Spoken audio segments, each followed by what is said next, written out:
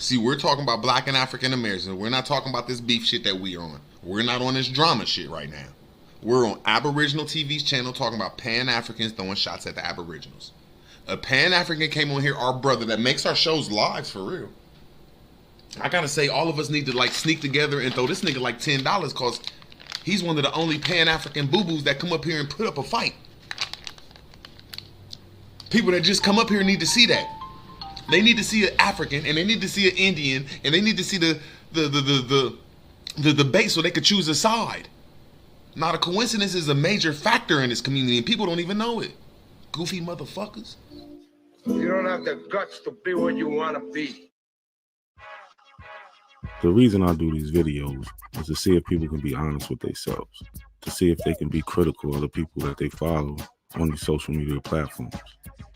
So up now, I have legendary Top Cats, who should be called a legendary hypocrite.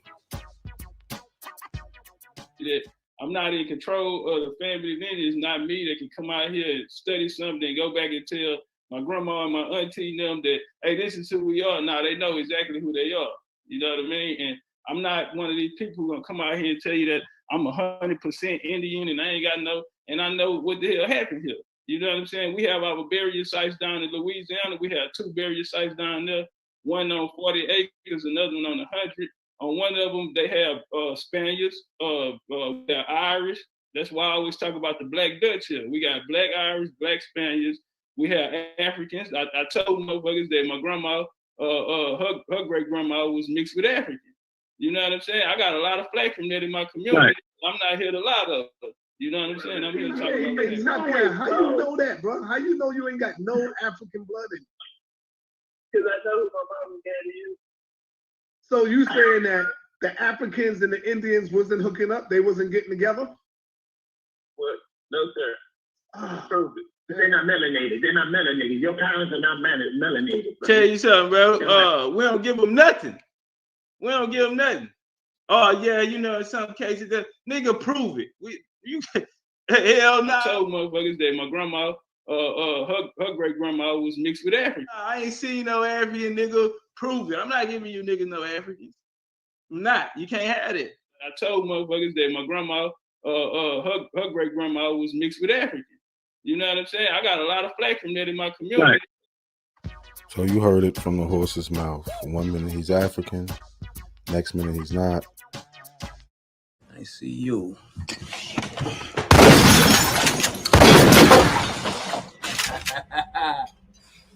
You know I'm surgical with this bitch, Jake. How you want it, dog? Huh?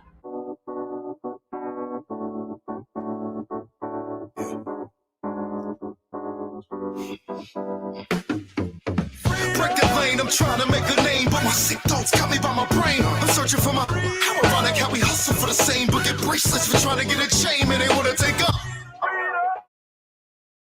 Grammarly provides a bunch of different suggestions to improve the correctness and style of your writing. Different colors denote different.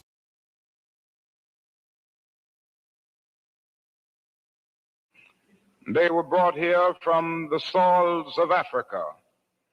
This is the problem, Cuddy. I want to talk about what the black people say, what the black people went to.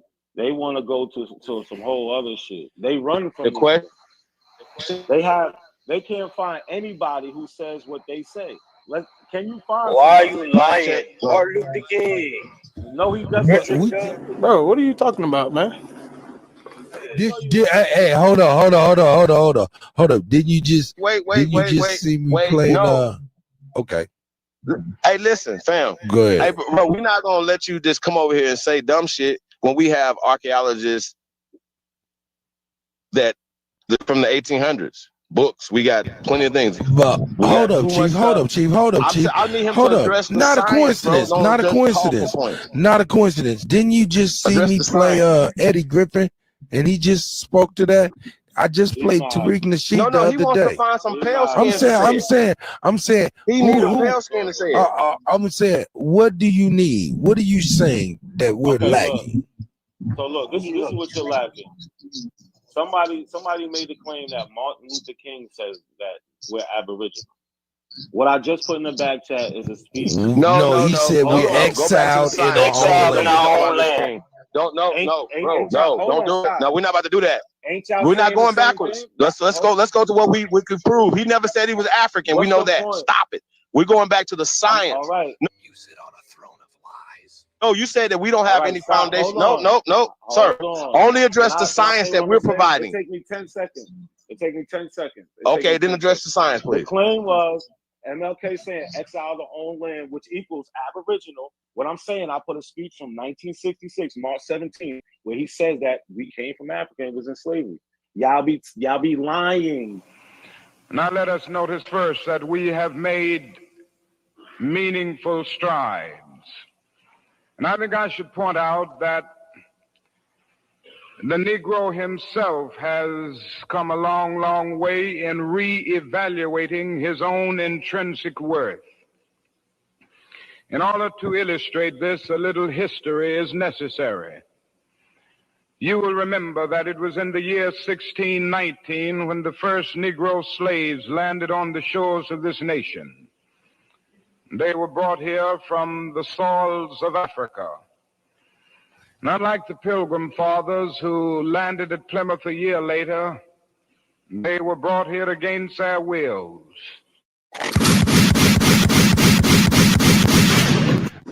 Bro, I'm out, man. That nigga's tripping.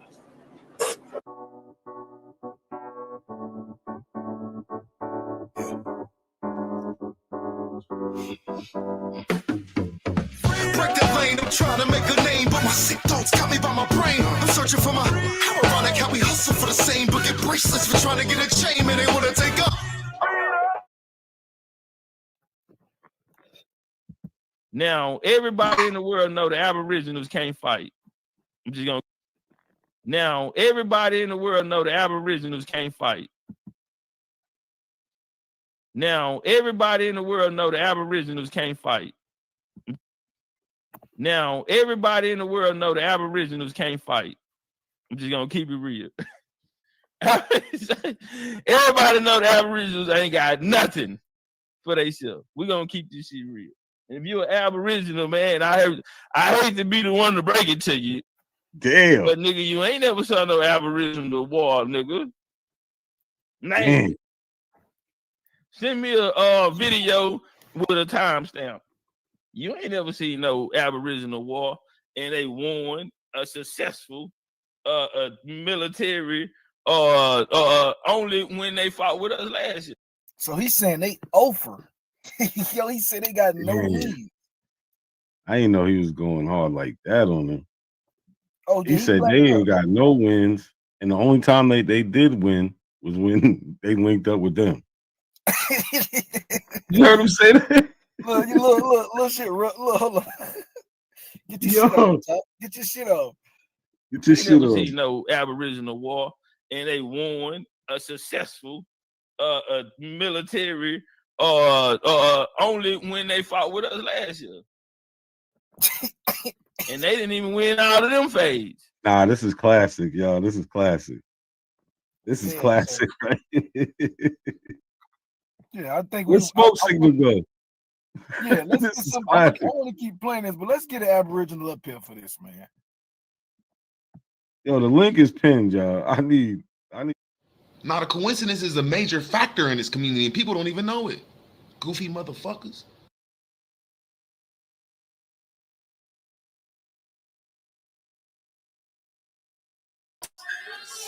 Peace, y'all. What's going on out there? Peace to everybody that pulled up.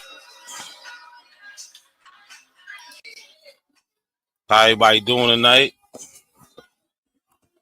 Hope everybody doing well. I'm doing pretty good.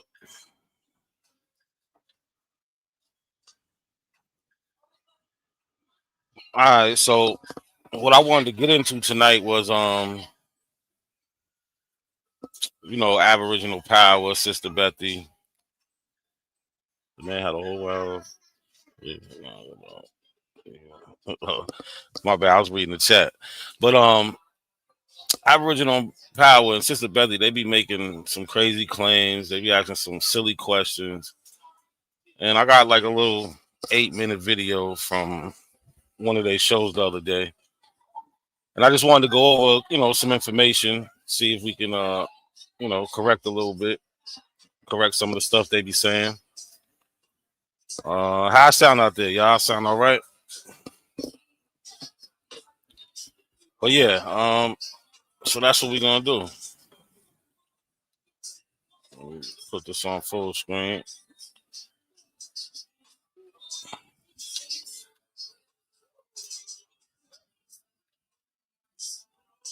Vino, you always say it never about something, but you don't be telling the truth, man. You definitely don't be telling the truth. And we seen that Sean played that debate earlier. It was worse than I thought it was. Well, let me say this, not as I thought it was. It was worse than I remember it being. It's way worse than I remember it being. But let's get into some of this.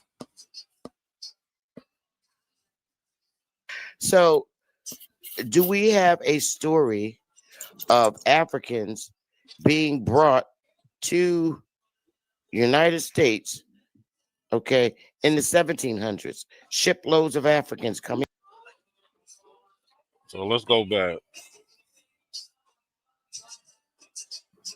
So, do we have a story of Africans being brought to United States, okay, in the 1700s? Shiploads of Africans coming here in the.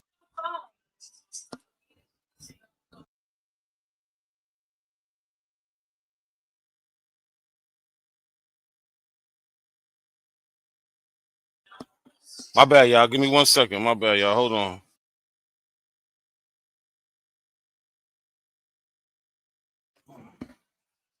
My bad. I'm back. So, do we have give her her phone? Where is it? Because I can't get up. You know that it's down there on the plug, I think.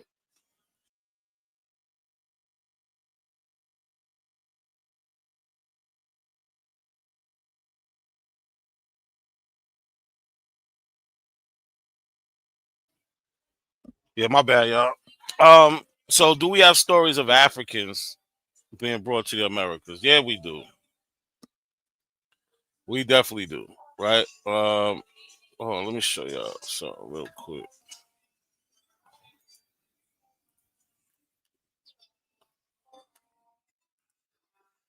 So we definitely do, right? We got people who told their own story, right? Like a narrative.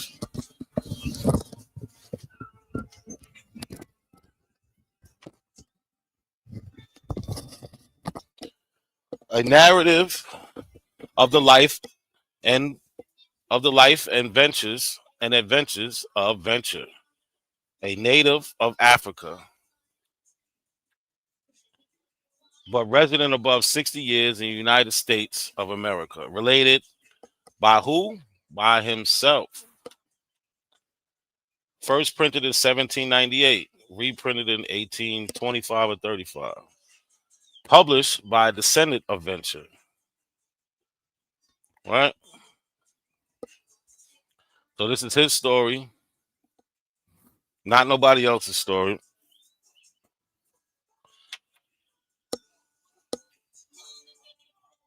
So let's read a little bit of it. This is chapter 1. I was born in Dunkadara in Guinea about the year 1729. My father's name was Sagam Furo, prince of the tribe of Dunkadora. My father had 3 wives. Polygamy was not uncommon in that country, especially among the rich, as every man was allowed to keep as many wives as he could maintain. By his first wife, he had 3 children. The eldest of them was myself, named by my father, Brotier. All right, so this is his story. He talks about being brought to the Americas. Right? And you can get this book. I'll put all the everything I'm going to show. Everything I'm going to show, I put in the sources, listed the sources in the description of the show. containing an account of his life from the time of his leaving Africa to that of his becoming free. After all the business was ended on the coast of Africa, the ship sailed from thence to Barbados. Remember, they're leaving Africa. He went to Barbados. After an ordinary passage, except great mortality by the smallpox, which broke out on board, we arrived at the island of Barbados. But when we reached it, there were found out of the 260 that sailed from Africa, not more than 200 alive. So they asked, do we have accounts of shiploads of Africans being brought to the Americas? Right? So here is one written about Venture Smith, told by him, and later published by his descendants also. Right? He said, Vino, come on, man. An abolition wrote this. He didn't. So here we go in an account of, he said 260 sailed from Africa. By the time they get to Americas, barely 200 are left.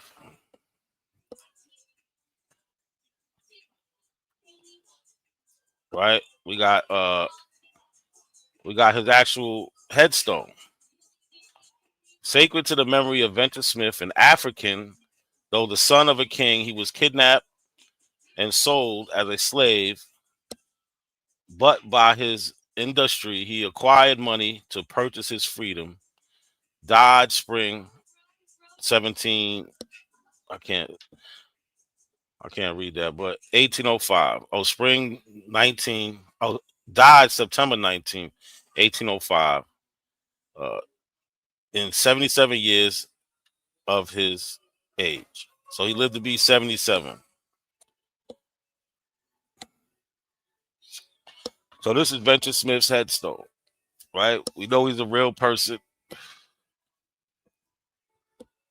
right? Here go his descendants, right? These are the people that continue to remember him.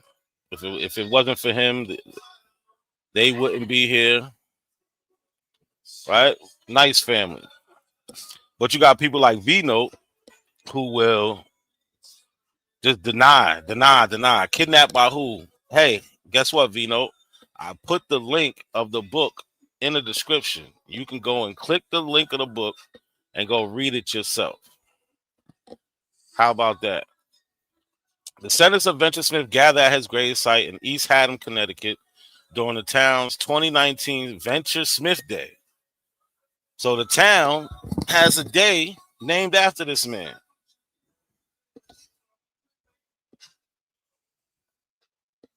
Has a day named after this man.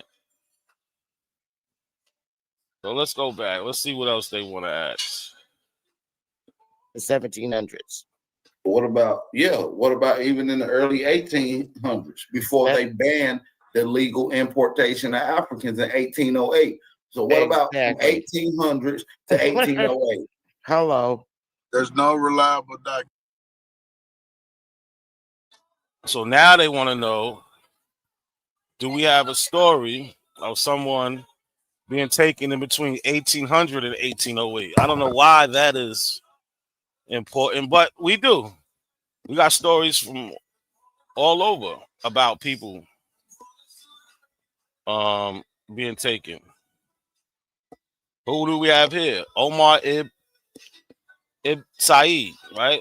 Omar Ibn Said, born 1770 to 1864, was a Fula Muslim scholar from Futo Torah in West Africa, present-day Senegal, who was enslaved and transported to the United States in when?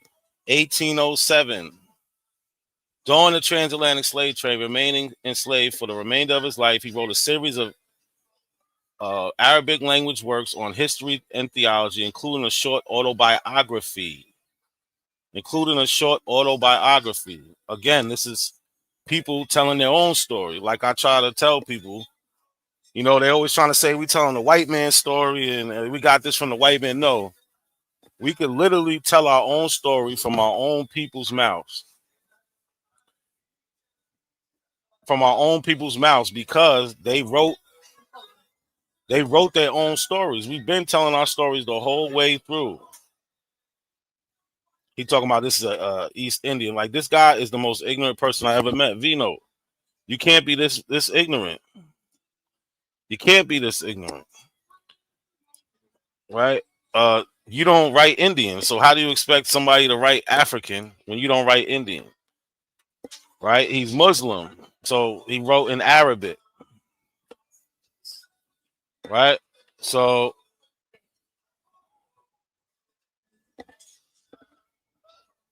this is part of the autobiography of Omar Ibn Said, slave in North Carolina, 1831.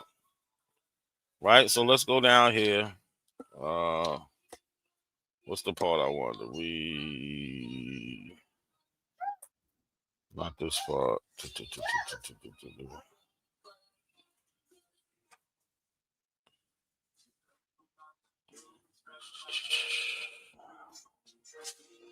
All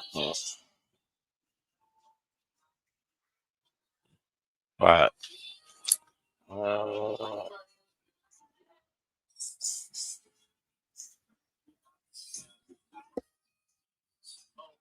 Damn, I lost the part. My bad, y'all. Oh, here, go right here. From Omar to Sheik the Hunter. Right? You asked me to write my life. I'm not able to do this because I have much forgotten my own, as well as the Arabic language. Neither can I write very grammatically accordingly to the true idiom. And so, my brother, I beg you in God's name not to blame me, for I am a man of weak eyes and of weak body.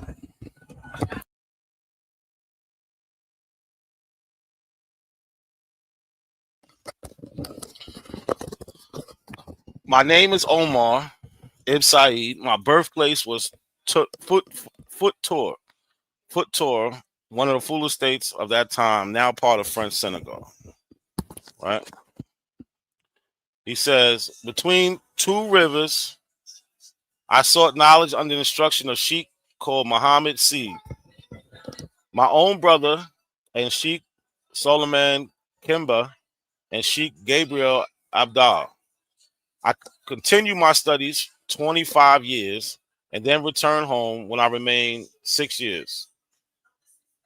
Then there came to our place a large army who killed many men and took me and brought me to the great sea and sold me into the hands of the Christians, who bound me and sent me on board a great ship, and we sailed upon the great sea a month and a half. When we came to a place called Charleston in the Christian language, there they sold me to a small, weak, and wicked man called Johnson, a complete infidel who had no fear of God at all. Now I am a small man and unable to do hard work, so I fled from one hand of Johnson, and after a month came to a place called Fayetteville. You're talking about Fayetteville, right? So again, if you want to read more of this, you can go click the link in the description. But again, we have our own people telling our own story.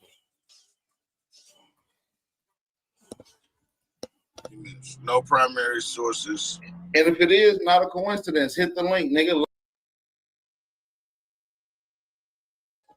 He said no primary sources. I just gave two primary sources. First, eyewitness accounts of this slave trade, of going through it, living it, that covered the 1700s and the 1800s. No primary sources. And if it is not a coincidence, hit the link, nigga. Live debate show, nigga. Word. Come on, not a coincidence. Come on, doodoo butt. Come on, not a coinky dink. Not a coincidence. Hey. And I didn't jump on the panel because it's just not, at this point in time, it's just not even worth it entertaining them. I'm going to jump on there. And they just going to interrupt. They're not going to learn nothing. It's just a waste of time. Right? When I know I could just jump on my channel and just review the dumb shit they be talking about. So that's what we're doing right now. Doodoo butt. My Yemen brother.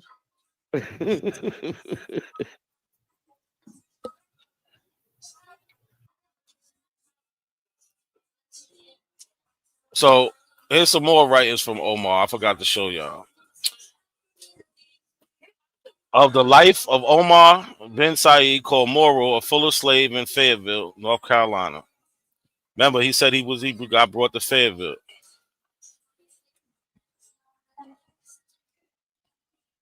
The life of Omar ibn Said called Moro, a Fula.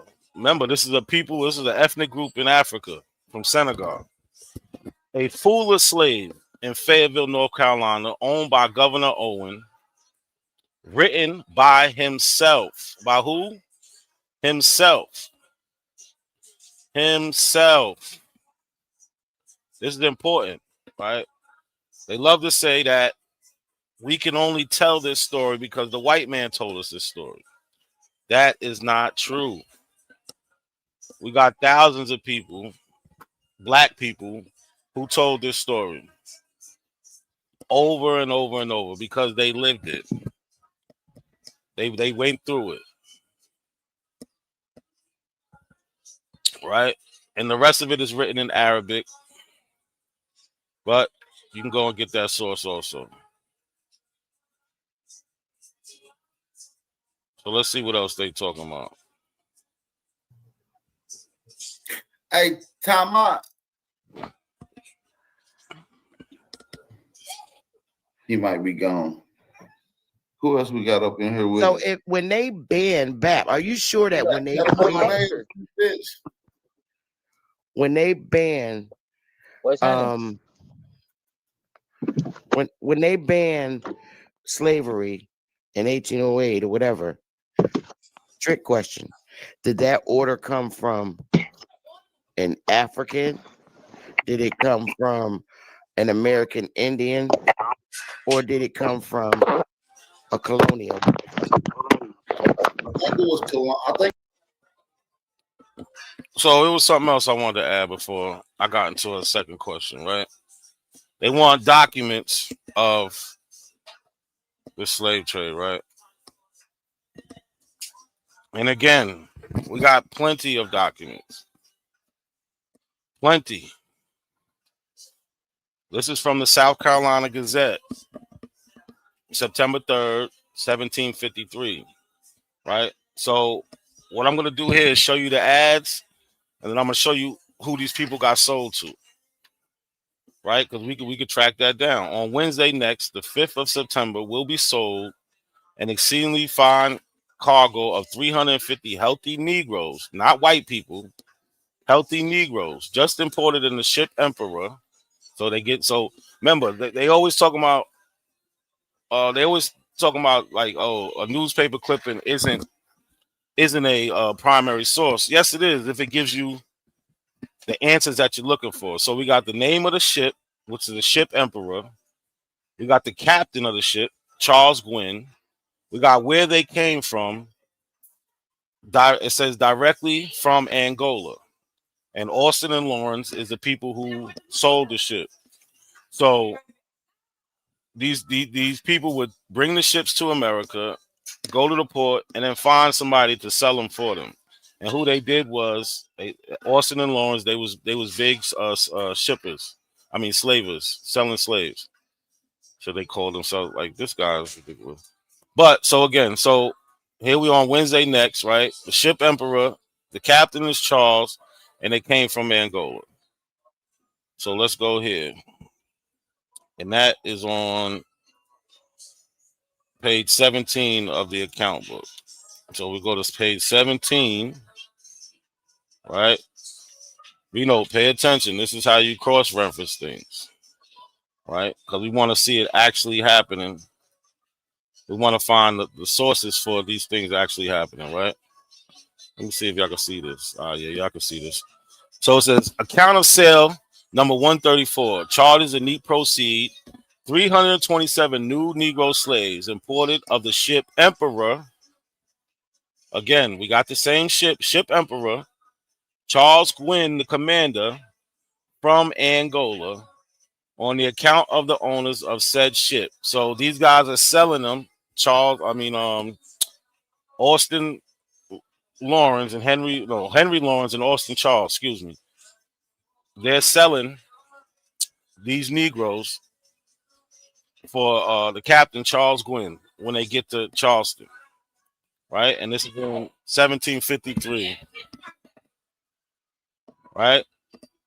So we got purchasers, men, women, boys, girls, forms of payment, right? We can see this person bought one girl. This person bought 3 men and 1 girl. This guy Thomas bought 1 woman. Frederick bought 3 men, 2 women. Samuel bought a man and a boy, and it just goes on and on and on.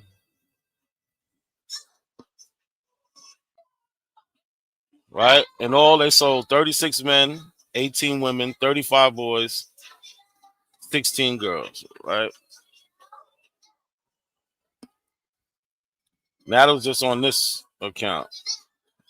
And here go more of them. Remember, this the owners of the emperor. Hold on, y'all. Give me 1 second.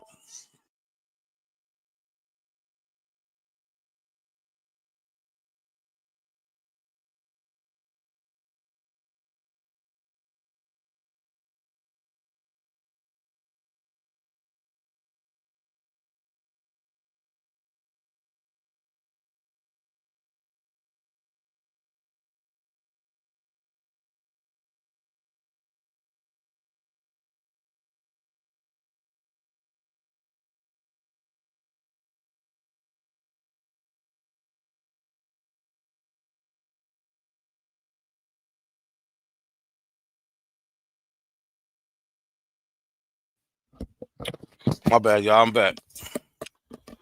So again, we see we had to add to sell them, and then we got the account book and see where they went to, who bought them, and this is in Charleston, South Carolina. There go more of them. Remember, by the time they get there, there's 327 of them, and on this side they sold what? It looked like 64 men, 37 women, 57 girls. No, 57 boys, 38 girls.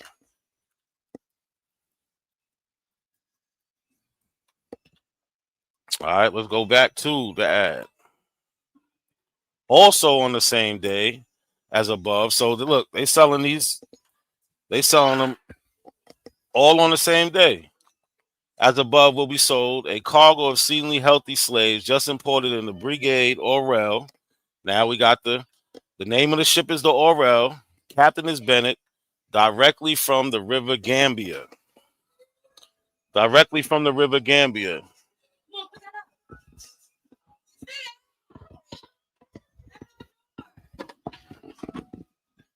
Again, this is what you call, thank you. This is what you call primary sources.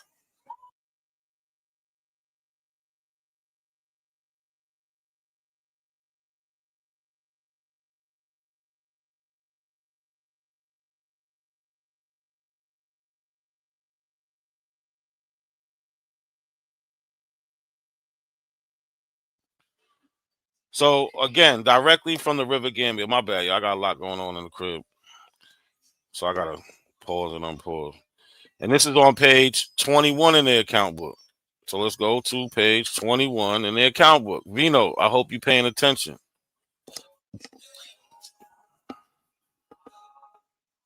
Right? I know some of y'all have seen this before.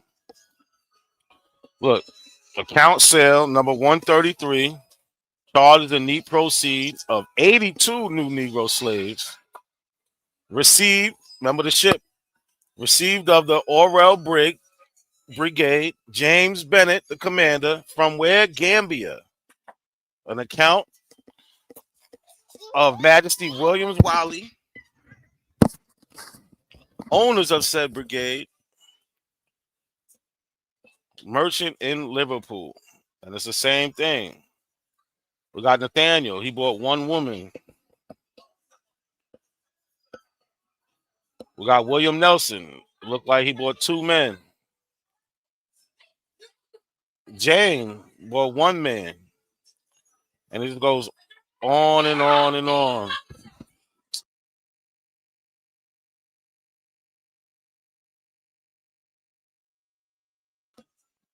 And it just goes on and on and on. Again, if you want this account book, it's listed in the description of the video. So let's go back to the these abos, these pretending, and see what they talking about.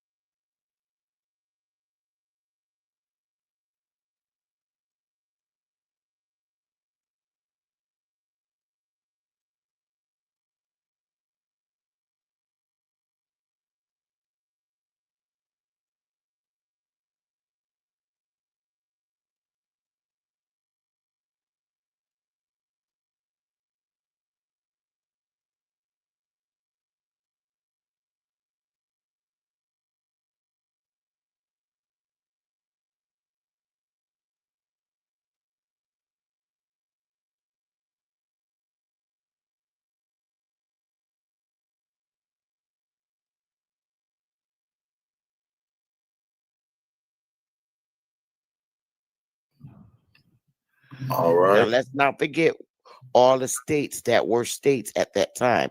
Supposedly the majority. My bad, y'all. I never even switched the screen, but let's listen to this a little bit. There you go. The Act of 1808.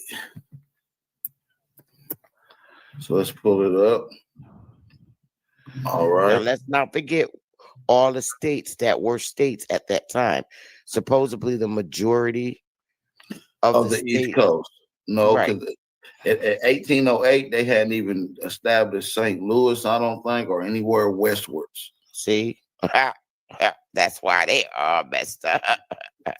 Look, the Act of this is the Act of hold on. We can't see it.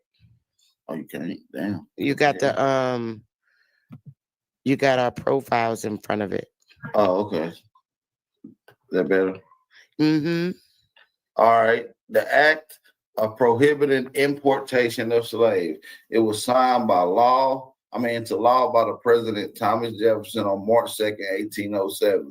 It took effect on January the 1st, 1808.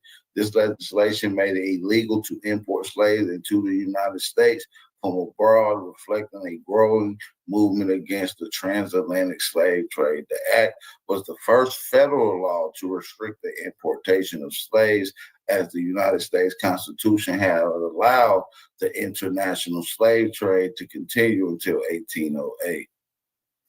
Okay, so it was a federal law going against the constitutional law that banned it.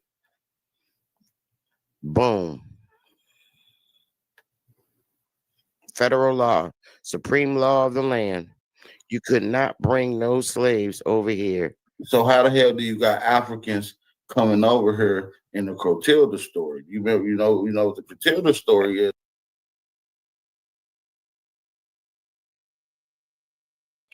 Look, their whole thing is they're trying to say, now, all right, we have a point where the United States banned slavery, importing of slaves, the importation of slaves in 1808.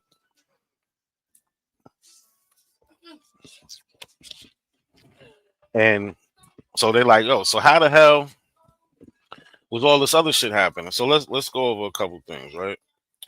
All right, he read what it was, but so this is when Congress passed it, right? March 2nd, 1807, an act to prohibit the importation of slaves into any part or place within the jurisdiction of the United States from and after the first day of January in the year of our Lord, 1808.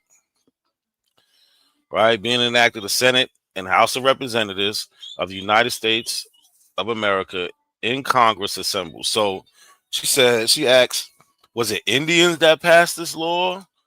Was it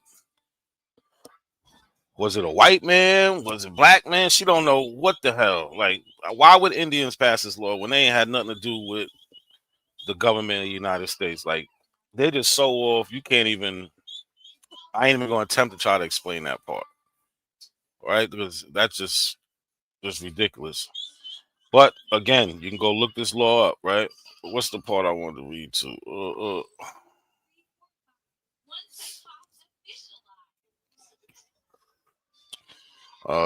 Any person reside within the jurisdiction of the same shall and after for the first day of January 1808 take on board, receive or transport.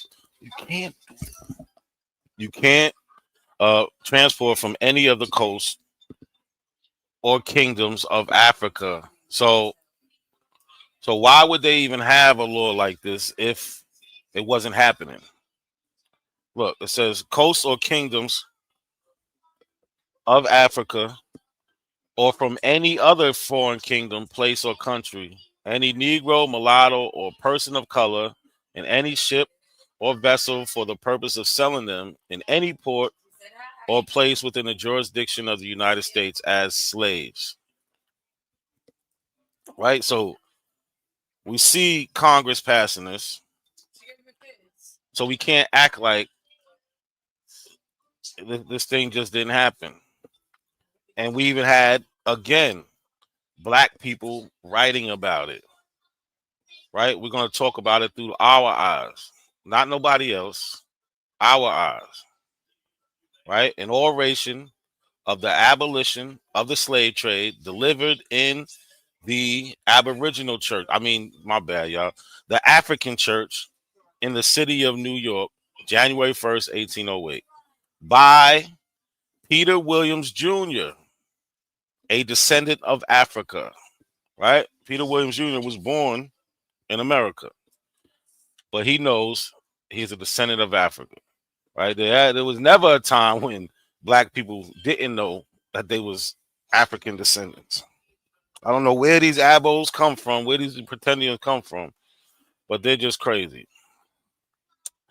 So I want to read one page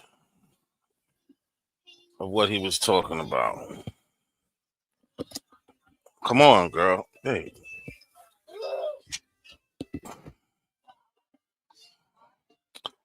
All right. So this is from Peter Williams Jr.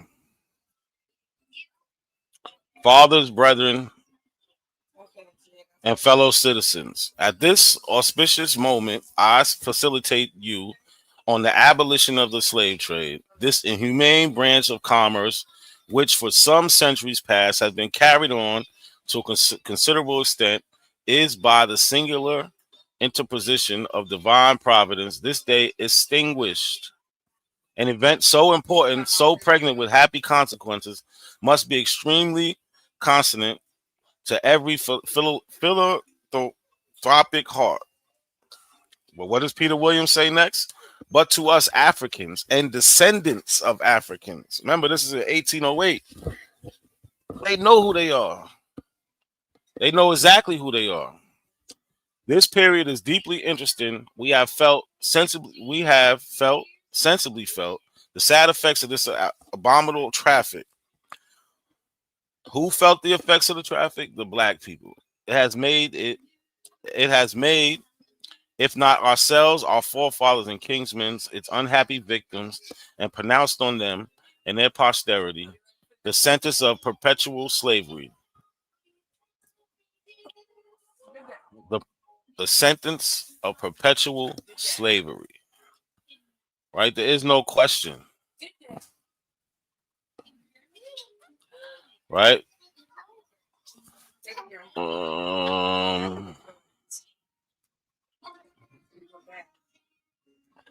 So this is a celebration of the abolition of slave trade, right? So let's go to the newspaper.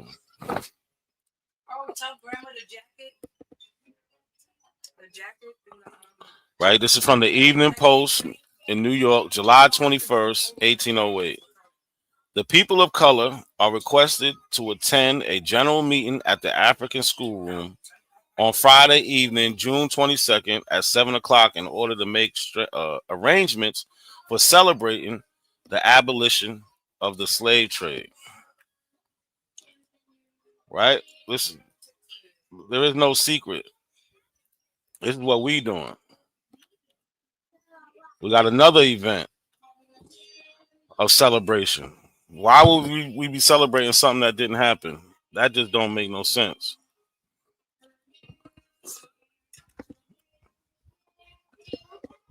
That make no sense at all. Yo, I need y'all to like and share the video, y'all. If you ain't do that yet, take a moment, stop and do that. Right? So let's get to this next article. This is from the Vermont Gazette, January 4th, 1808. Right? At a numerous and respectable meeting of the Africans and their descendants. For some reason, right? These abos like to say, oh, nobody was even using that term African descent back then. They most definitely was. I showed you numerous times where they're using it in the 1700s. So the Africans and their descendants of the city of New York held the second day of December, 1807, at the African Schoolroom, Cliff Street, for the purpose of taking into consideration the propriety of celebrating the day on which the act passed by Congress of the United States for the abolition of the slave trade takes effect. We got John Teesman. If you don't know who he is, go look him up. Peter Williams Jr. I just showed you something he wrote in 1808. Secretary, the following resolutions were adopted. That having been the unhappy victims of the trade, which has deprived us of our best and most valued enjoyment, and convinced as we are of the undeniable principle that all men are born free, we view the abolition of this traffic so abhorrent and in its nature to every just and tender sentiment with inexpressible satisfaction. Resolved unanimously that the day which terminates the slave trade in this country ought to be celebrated. Why would black people be celebrating if it never happened? Doesn't make any sense. Ought to be celebrated by us in particular with demonstrations of gratitude and thanksgiving. Resolved unanimously that the tribute of our earnest gratitude is due to those friends of humanity who have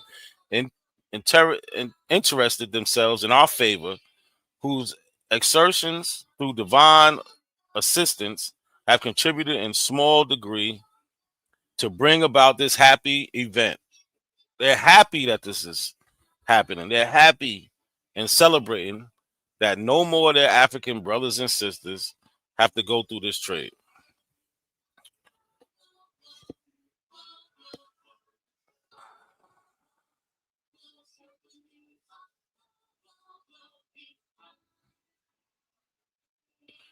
Where was I at? Also through the government, which accordingly and so honor able cooperated with them in this cause and availed itself of the first particularly moment for arresting the progress of this great moral and political event. Political evil. Sorry. Resolved unanimously that committee of 12 persons be appointed for the purpose, the top at, for the purpose of making suitable arrangements for carrying the foregoing resolutions into effect. Resolved unanimously that this committee consists of the following persons: Peter Williams, Isaac Fortune, Thomas Miller, Robert Sidney, Nicholas Smith, Thomas Sipkins, John Teesman, William Hamilton, William Brown, and Abraham Gordon. So for those of you that might know, some black history and know about the free blacks at that time, Y'all know a lot of these names, but if not, I suggest that you go look up these names and see what these people were doing, because these are important people to your history. These are very important people to your history. They all did great things in the efforts to get us to where we at today. Right? John Teesman, chairman, Peter Williams Jr., secretary. All right, let's go back. Right. Sir, I do. I still. Oh, I went and traced the imprint that the ship left on the ground, but the imprint of the Clotilda ship, which is a fucking joke. Yeah. So look, let's get into that. 1808, they banned the illegal importation of slaves, right? So when you go to the Clotilda story, it's kind of weird, right? So yep. Hold on. Was this what I was supposed to go to? No. Hold on. That the Louisiana Purchase, all this stuff don't make no sense. So look, when you read into this, look, the Clotilda, often misspelled the Clotilda, was the last known U.S. slave ship to bring captives from Africa to the United States, arriving at Mobile Bay in autumn of 1859. This is literally 51 years after they banned African slaves or any slaves from coming over here. So how the fuck was they able to bring these people over here? And I had another question. What about the islands, right? Look, all they do is just beg the question: how was they able to do this? How was they able to do that? If it was illegal, how are they able to do this? Well, people break laws every single day. Every day, people break laws, right? So during this illegal traffic, there was one person who was convicted of illegally trafficking. So we know that the United States was complacent in this. They said, they make the laws, but this was just one of the laws that they didn't really go after. But we got Nathaniel Gordon. Right? This is from the New York Times, February 21st, 1862. So the case of Gordon, the facts and testimony assertions of the district attorney, past and present. Boom, boom, boom. Execution today. The case of Nathaniel Gordon, the slaver captain. I'm gonna zoom it in so y'all can read along.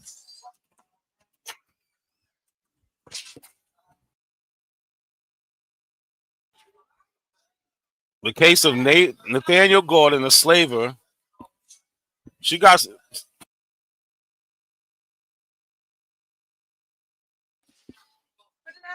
Is of no ordinary interest, like many others who have violated the law of the nation. He was first brought before the bar of our courts by an administration in no way disposed to deal harshly with offenders of that class, and like them, he would have entirely freed himself from the mesh of the law had he not been met in the later stages of his legal difficulties by district attorney of a different stamp, whose appointment proceed from administrations which is popularly supposed to differ widely from that which preceded it.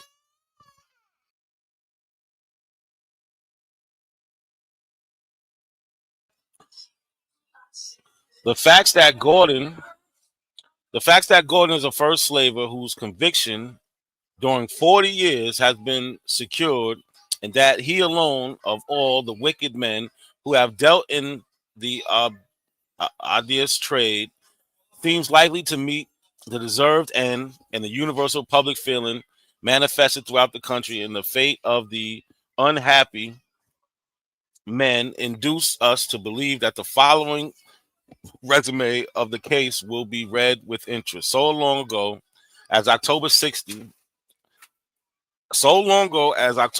Gordon was before the United States Court, Judge Nelson presiding on the charges of piracy and voluntarily serving on the board a slaver. Mr. Buchanan was the president of the United States, and Mr. Roosevelt was a district attorney. The former district attorney conducted the case before the court in very singular manner and stated explicitly that if they are tried and found not guilty, which is highly probable of piracy, or if they are found guilty, come on, girl, you see me over here on the computer. Why are you doing this? Hold on one second, y'all.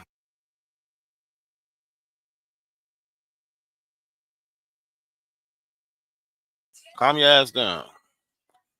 Found guilty of privacy, or if they are found guilty, such an outside pressure will be brought to bear upon the president as would compel him to pardon him. In either case, he would go scot-free. Quote. He also stated that the parties, Warren and Hall, who as mates were tried with Gordon, could give very important information to the government as to the parties who fitted these vessels for the coast of Africa. And other kindred statements so astounded the community that all confidence in the law against such offense was lost. And the times of the following day, administration and district attorney, the following rebuke. So then this goes into the punishment, right? I'm not going to read all of it, but he was eventually hung. He was convicted and hung, Nathaniel Gordon, for taking a ship to Africa and bringing back slaves, and was caught. Now, if you read his story, he was actually almost caught a couple times, right? He was just like addicted to doing it and getting away. But we also have another story. This is the Amistad, right? We have another story of them trying to catch these illegal slave ships, right? And this article is the New York Daily Herald, October 4th, 1839.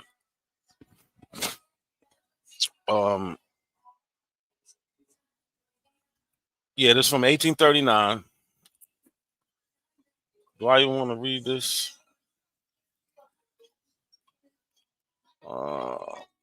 And this picture is, like again, we have these primary sources. All right. The Africans of the Amistad scenes in Hartford prison, African civilization, throwing somersaults, abolition sympathy. Right. So this shit is well documented.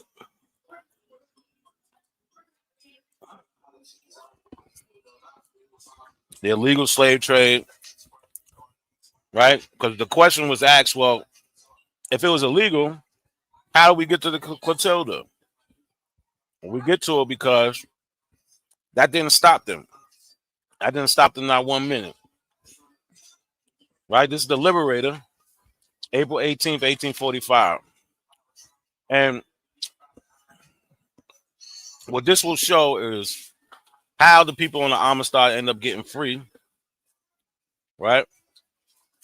So one of the material facts upon which the Supreme Court had decided that the Negroes of the Amistad were free and not slaves was that in the language of the island of Cuba, they was Bozales and not Ladinos. The Bozales is what used to be called a new Negro, fresh from Africa. And the ignorant of the language and manners of the country into which has been transmitted. The Negroes of the Amistad had been landed at the Havana in June 1839 from a Portuguese slaver in violation of the laws and treaties of Spain. It is perhaps not known to all the members of the House that the treaties of Spain and the laws of the island of Cuba against the slave trade are as bitter and biting in words as our own statute. As a 10th article of the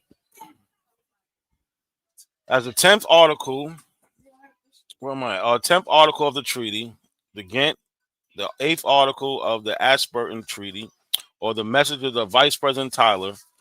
But while this has been the state of national obligation of Spain and of written law of Cuba, the unwritten law or custom has been to import every year thousands upon thousands of African Negroes.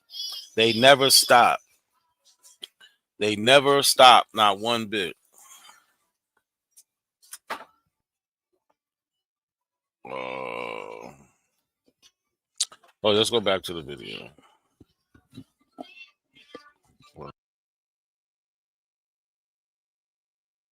Unless they really weren't slaves, they were just illegally getting illegal immigrants over here for money, like a coyote do for Mexicans.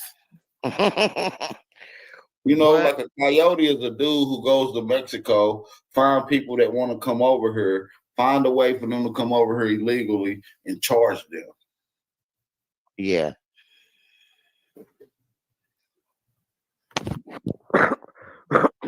This shit, the story don't make no sense if they use their common sense.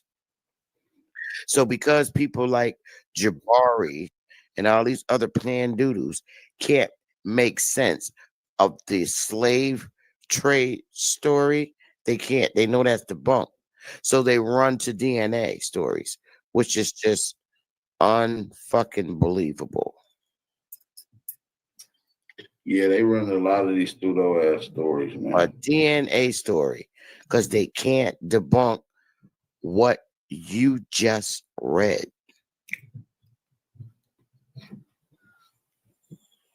And see, what's crazy is when you read in this Clotilda story, which we're gonna go to, look. Let's read. We're gonna read and see how we get this story.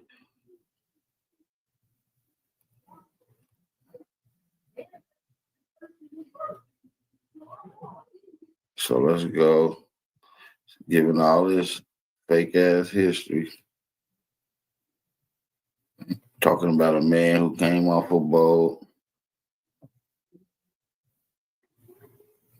Now look, we're gonna go to the references and the sources.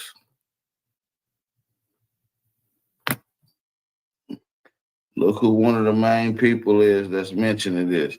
2008, Zora Hill Hurgis with the Barcoon published after lacking sense. This is where this testimony go.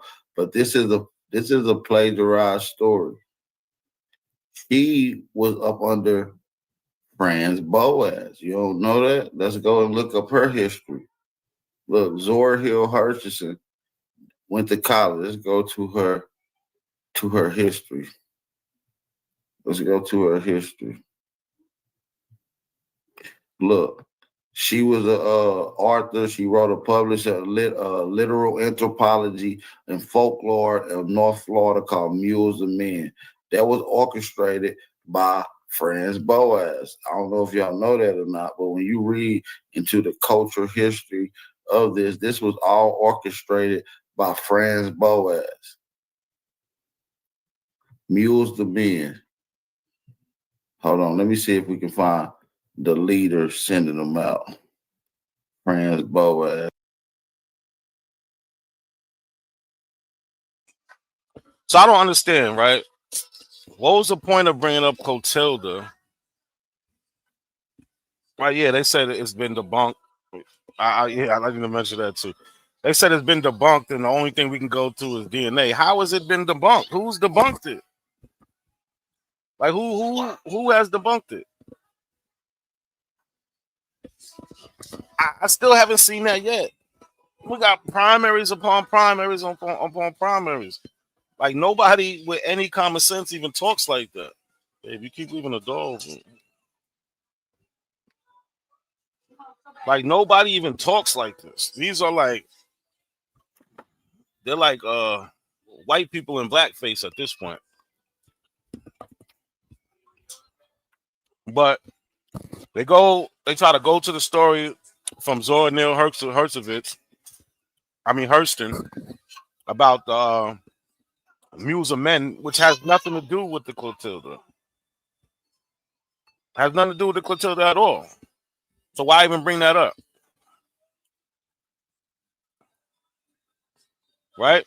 But here we got an article. This is from 1860, right?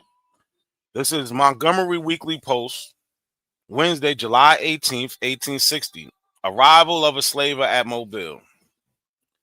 July 12th, the schooner Clotilda with 124 Africans on board arrived in the bay arrived in the bay today, a steamboat immediately took the Negroes up the river. So in 1860, they're already talking about the Clotilda. It didn't take somebody in the 1900s to be talking about Clotilda. They were talking about the Clotilda at the time the Clotilda was happening. This is nothing new. This is another article from the Wisconsin State Journal, July 19th, 1860. Suppression of the slave trade, exclamation point. On the 9th day of July, the schooner Clotilda, with 120 Africans on board, arrived in broad daylight in Mobile Bay, and a steamboat immediately took them up the river. Slavers are constantly leaving the harbor of New York for the African coast and landing their cargoes in the southern states. But United States Marshals have no eyes for such, I don't even know what that word is, peccadillos. But let a poor nigger attempt to cut sticks from bondage and see how promptly they will be on the track, right? So what they're saying is, right, they turn a blind eye to this illegal slave trade, but let a black person run away and everybody's going to be looking for him, trying to chase him down. Everybody's going to be trying to chase him down. But again, we got contemporary primary sources of this shit happening.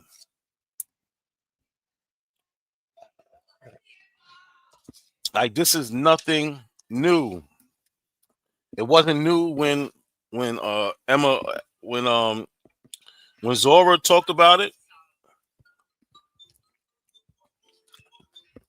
because it's in the newspaper. These newspapers going across the whole country. So how is it like saying like the story just gets created with these people? No, these people went and interviewed them.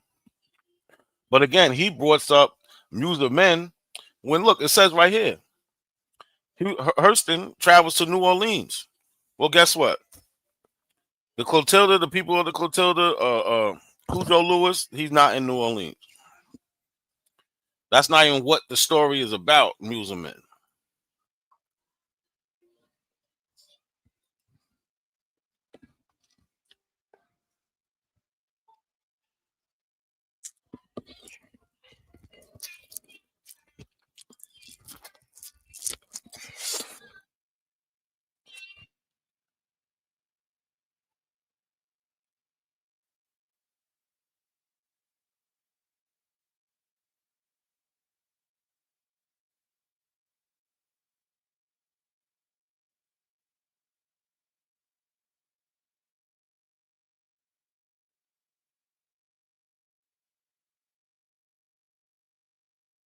My bad, y'all. I ain't even share the tab. I'm over here eating.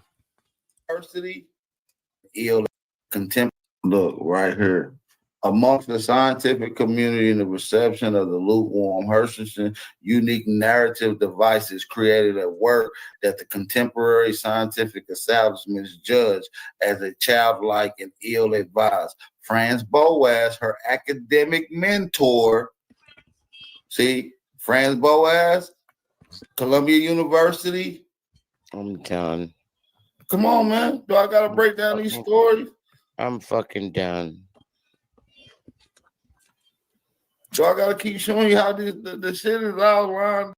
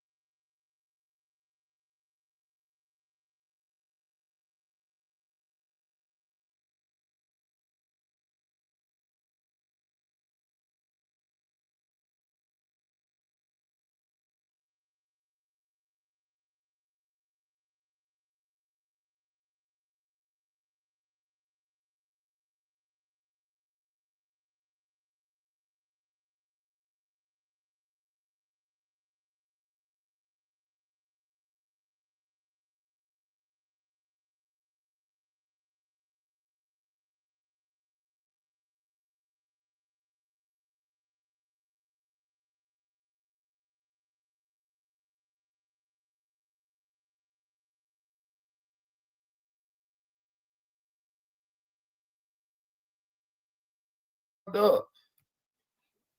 And when you go into the real history of where this story comes from, she. Oh, my bad. Good looking, Ryan. I'm muted. You know, I ain't been going live in a while, so I'll fuck up a little bit. My bad, y'all. But he's going over Franz Boas being her academic mentor. What does that prove? What does that prove? She didn't create the story of Clotilda. So, and they're talking about Muse of Men, which don't have nothing to do with Clotilda. He's just trying to make he's trying to create a deflection. He's acting like he's saying stuff, and Sister Bethy is agreeing with him, but they ain't saying nothing. They really just talking about nothing right now. Plagiarized this book. She plagiarized this whole story from a white girl named Emily Roche. And that's another thing they love saying. Oh, she plagiarized the story. So what? What does that mean? And I ain't saying so what that she plagiarized. I'm saying, so what are you saying by that? Does that mean it's made up? Because the damn sure don't mean it's made up. Because they both went and interview Cujo. So how does it make it made up? What actually happened was right? So this is Emma Langdon Roach, right? What she do? She visits to nearby Africa town.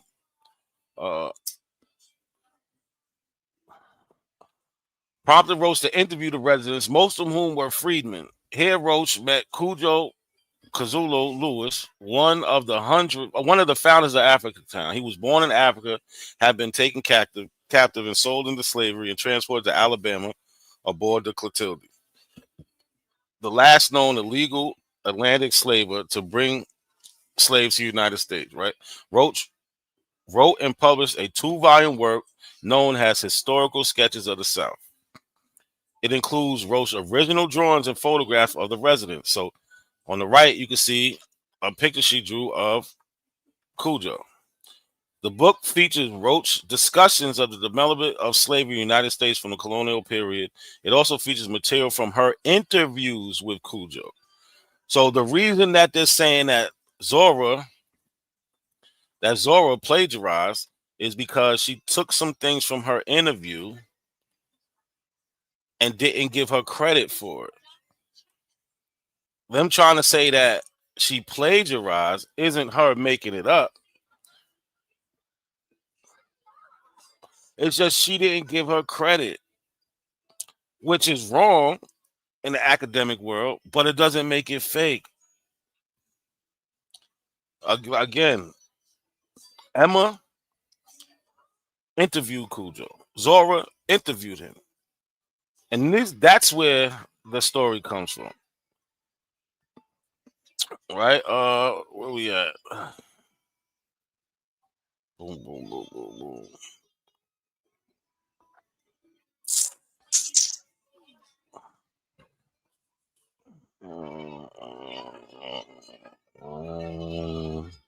Damn, I had this.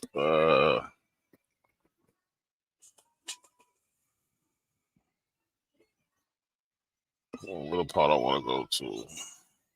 Did I pass it?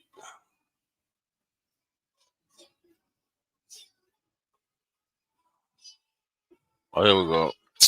In 1927, Hurston traveled to the Deep South to collect African-American folktales. She also interviewed Cujo Lewis, again, of Africa Town, Alabama, who was the last known survivor of the enslaved Africans carried aboard Clotilda, an illegal slave ship that entered into the United States in 1860. And thus the last known person to have been transported in the transatlantic slave trade. The next year, she published the article, Cujo's Own Story of the Last African Slave, 1928. Right? According to her biography, Robert E. Hemingway, this piece largely plagiarized the work of Emma Langdon Roach, an Alabama writer who wrote about Lewis in a 1914 book. Hurston did add new information about daily life in Lewis' home village of Bonte. Right. So remember, this is in 1927. She let out. She published the article in 1928. So she went to interview him in 1927. Right. Okay, here. In 1928, Hurston returned to Alabama. So she went back with additional resources. She conducted more interviews with Lewis, took photographs of him and others in the community, and recorded the only known footage, film footage of him, an African who had been trafficked to the United States through the slave trade. Based on this material, she wrote a manuscript, Barracoon. So when it comes to Barracoon, there is no plagiarism. The plagiarism comes with the Cujo's own story of the last African survivor, right? Completing it in 1931, Hemingway described it as a highly dramatic, semi-fictional narrative intended for a popular reader. It has been described as testimonial text, more in the style of other anthropological studies since the late 20th century, right?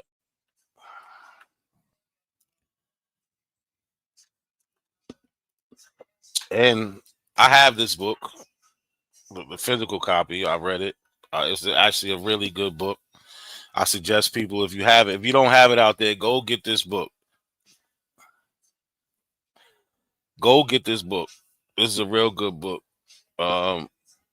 Vino, you need to go get this book. Right? So this book is based on interviews with Cujo. This isn't a made-up story. Right? So Bap trying to act like, oh, because she plagiarized him in some way, like that really matters. We're gonna go back to this book, but remember, it was said that the guy who did her biography, Robert E. Hemingway, he's the one that's making the claim for her plagiarism. So let's see what he's saying in the book about the plagiarism.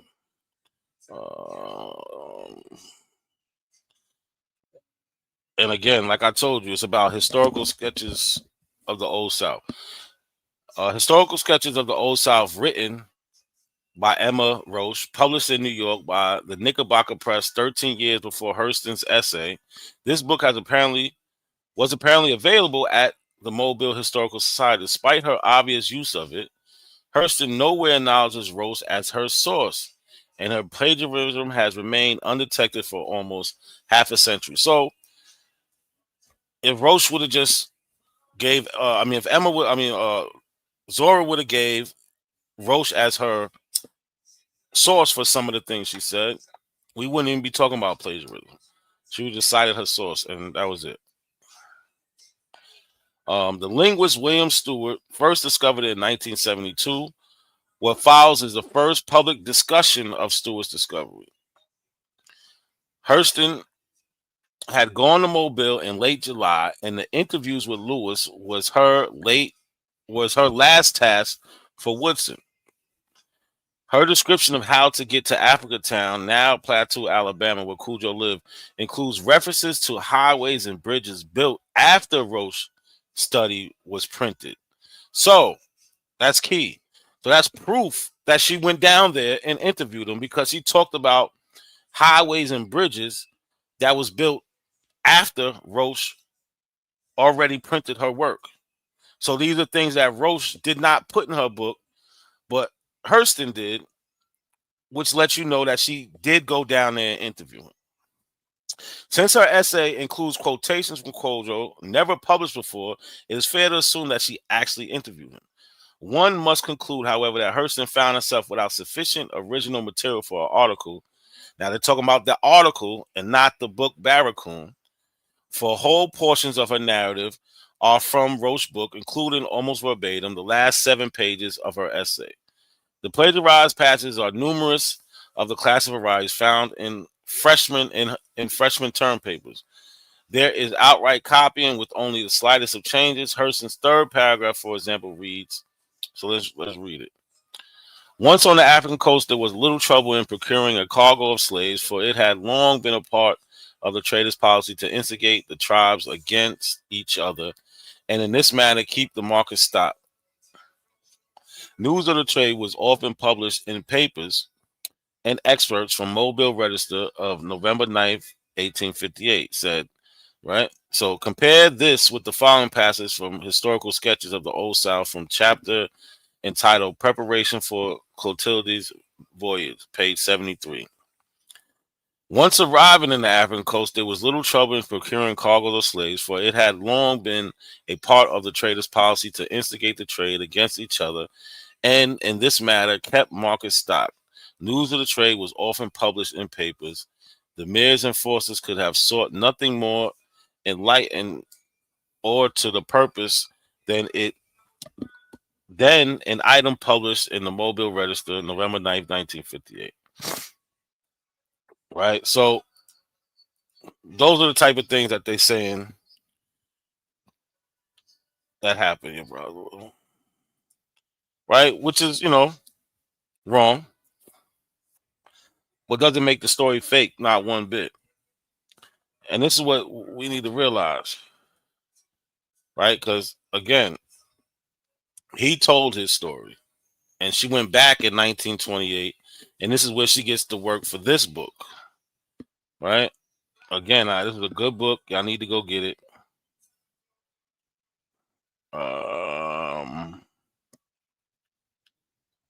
But I did put the link for the book in the description, so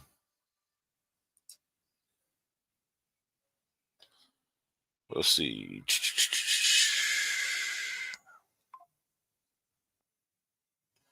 Maybe we could read one page of this.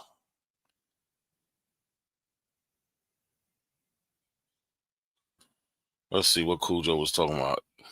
It was Saturday when next I saw Cujo. He was gracious but not too cordial. He picked me peaches and tried to get rid of me quickly, but I hung on. Finally, he said, "Didn't I tell you not to come bother me on Saturday? I got to clean the church tomorrow, Sunday.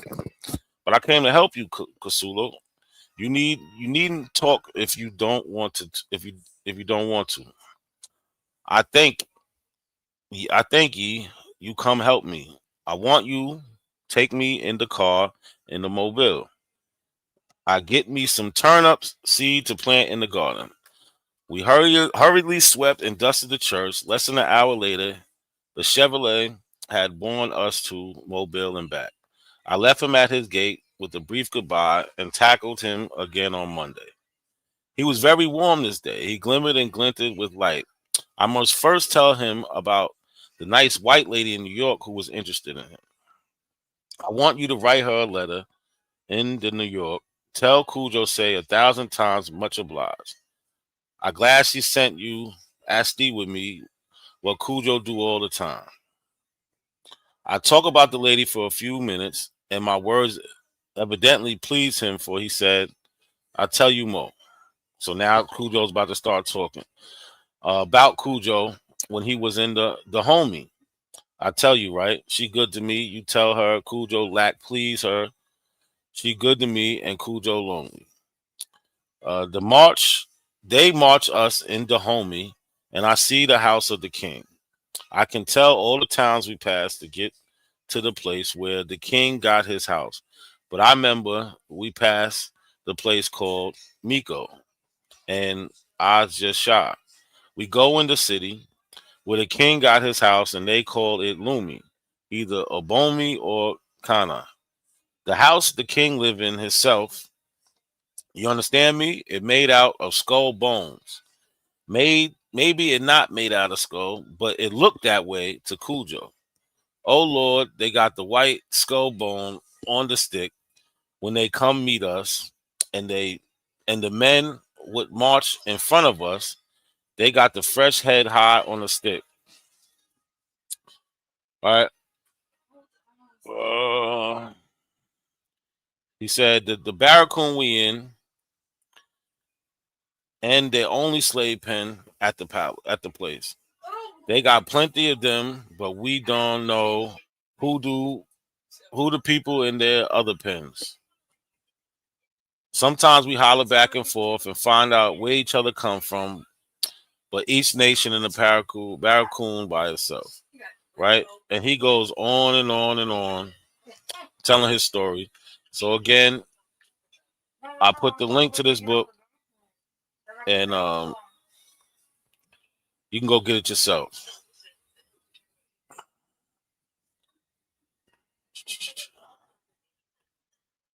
What the fuck?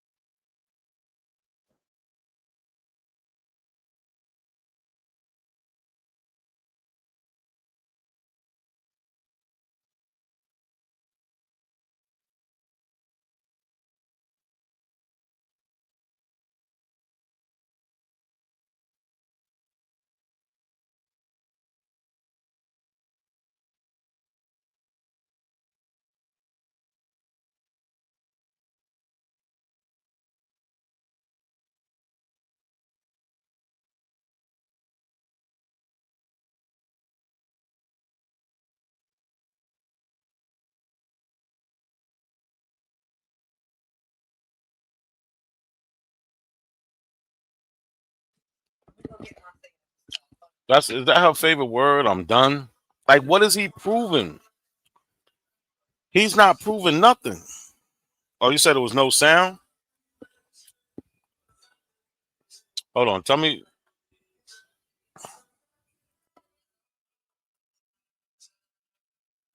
Can y'all hear that?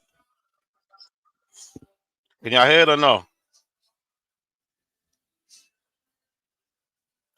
Somebody let me know something.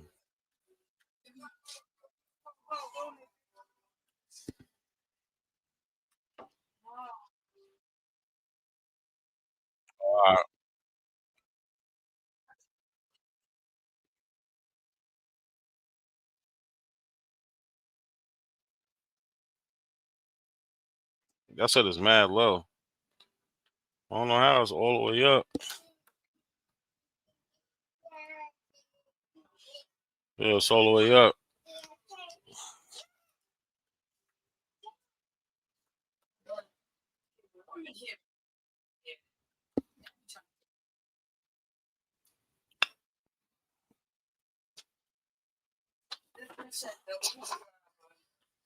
Oh, y'all don't hear the video. Hold on.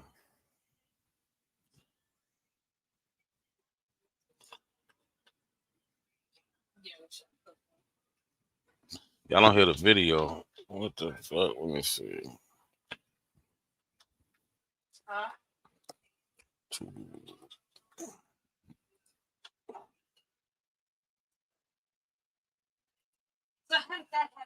Let's see if we can get it back.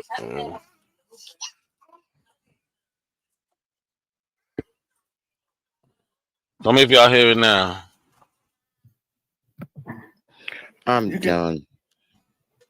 I am fucking done. Sean, y'all hear it now? All right, but this is sad. Let me go back a little bit. So he's sharing this book, Historical Sketches of the South. But what is he really trying to prove? She wrote this book talking about Africans and anthropology and shit like that. You know what I'm saying? So when you go down to it, most of the stories that Zora got, for instance, let's go to it. Hold on. Let my screen load. So most of the stories she took from this book, look, early legislation against slavery, United States, which occurred and happens and throughout the people's strength and the end slavery upheld in the South. Most of the stories from Cujo, the Clotilda story, this all comes from her.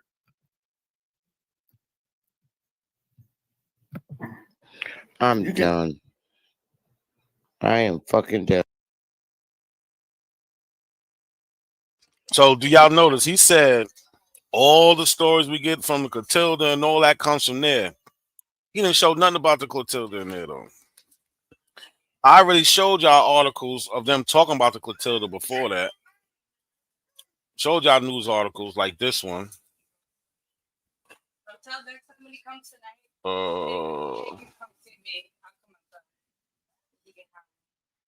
Like this one.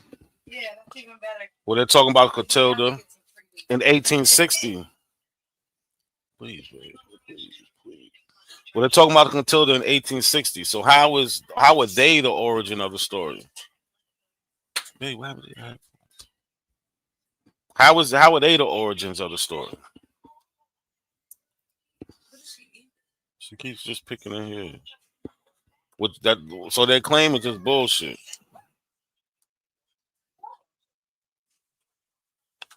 Their claim has nothing to stand on. But let's see.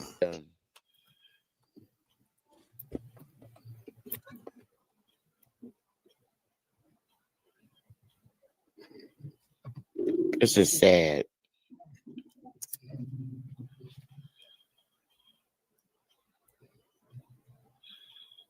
Look, all you gotta do is just go through it. It talks about everything in here. It goes through the whole story. This is where they get it from. This was a damn amateur archaeologist that was going through the South, just creating and making drawings. Look, it talked about it. In Dallas, a wish that the power prohibited the importation of slaves had not been postponed until 1808, or rather, it had been a summer. So they had already knew. All this story comes from her book. This is a little white girl who wrote this book named Emma Roche. I'm done. Melville. Like, what did he prove there? Somebody help me. I'm lost too. Like, what? I see y'all don't understand what's going on either. Me neither. Like, what did he prove there? Pulling up that book, what was his point? What did that prove? And Sister Bethy's co-signing. I'm done. You didn't even show nothing. You read a little patches about the abolishment of the slave trade, but what did that prove? Talking bad, man. Why, yo? Like, what? I don't. This shit makes no fucking sense. I don't know what the book is supposed to be used for either, Sean. Right, Thurman? Just babbling. How nobody else sees this shit that's on the panel with him though? That's the shit I don't get. Bill Herkovich paid and Franz Boas, they paid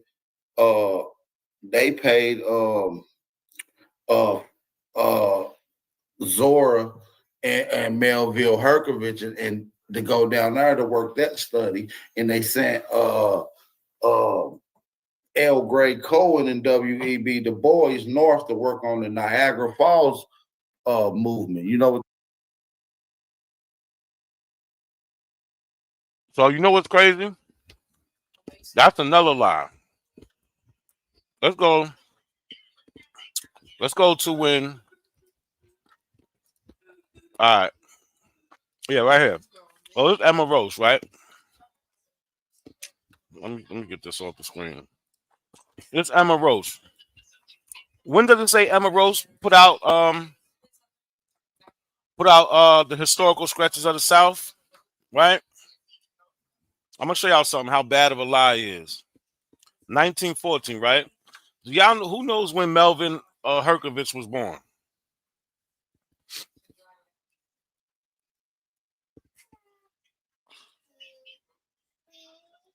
Who knows when he was born? I'm gonna show y'all. Melvin J. Herkovich was born in 1895. So you saying when he was 19, barely through school. Oh yeah, it is good. My bad, y'all. That shit is mad rude. But this shit done got cold. I gotta eat this shit. So when Melvin J. Herkovich was 19, you saying he had Emma Roche go make that historical sketches of the South. That shit don't make no sense. No sense at all. He just throwing names out there. To whose house?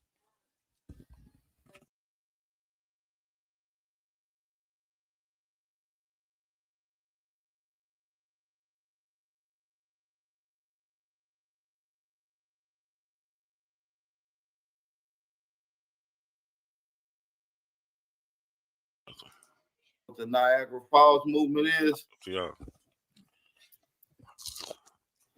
No. Hold on. I can't even get to that yet. Like, and I don't even know if I want to touch on that. But let's get into more things from the Clotilda, right? So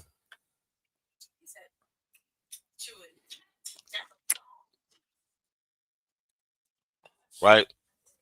So this is the wiki for Timothy Mayer, right? So in 1860, Timothy Mayer made a bet that he would be able to commission a slave voyage to Africa and back to Alabama without being caught by local officials in order to avoid the 1807 Act prohibition importation. Come on, take her. Importation of slaves. Mayer hired Captain William Foster. Remember that name's important. He hired Captain William Foster to complete the slave voyage for him aboard the Clotilda on March 3rd, 1860. And y'all know the rest, right? So we actually have something from William Foster. Let's zoom in on this. We have William Foster's own words, right? The last slaver from U.S. to Africa, 1860. Description: an account of the Clotilda by Captain William Foster. Right? I'm gonna find a couple places to read from. Let's start here. Fitted out for and again, if y'all want to read all of this, I got the link for this in the description. Like, we're not abos, we share our sources. Oh wait, yeah, we're not abos, we share our sources, right? Fitted out for the coast of Africa to purchase a cargo of slaves, cleared and sailed from Mobile March 4th with the following cargo. So another question that they always ask is, oh, what do they feed them, and like all this other just dumb questions. With the following cargo: 26 casks of rice, 80 casks of Ogden. It said that is meaning it contains 29 or 60% alcohol. It's an ingredient. Rum 30 barrels, beef 40 barrels, pork 3 barrels, sugar 25 barrels, flour 4 barrels. 25 barrels of flour, 4 barrels of bread, 4 barrels of molasses, 25 boxes dry goods and sundries, 125 casks water, and $9,000 in gold. 9 men for the mass, first and second hand mates, and myself made 12 in all on board.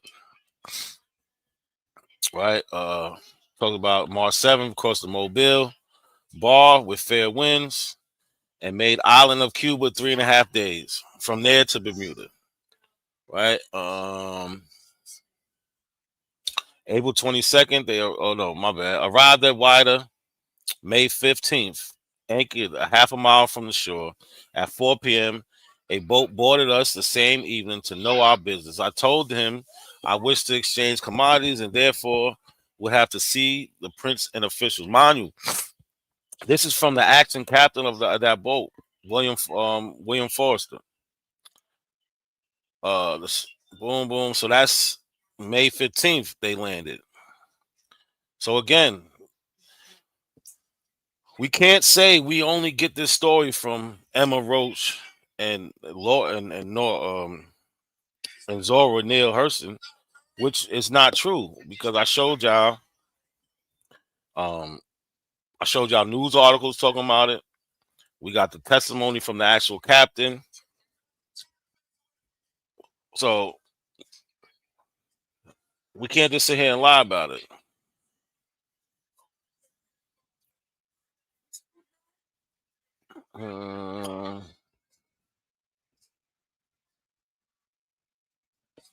Janai Knife went ashore Gave a resident $25 for a horse and buggy to take me to Mobile. There I got a steam tug, tug to tow sooner up Spanish River into Alabama River. Arrived 12-mile inland. I transferred my slaves to a river steamboat and sent them up into Canbrake to hide them until further disposal. I then burnt my schooner to the water's edge and sunk her.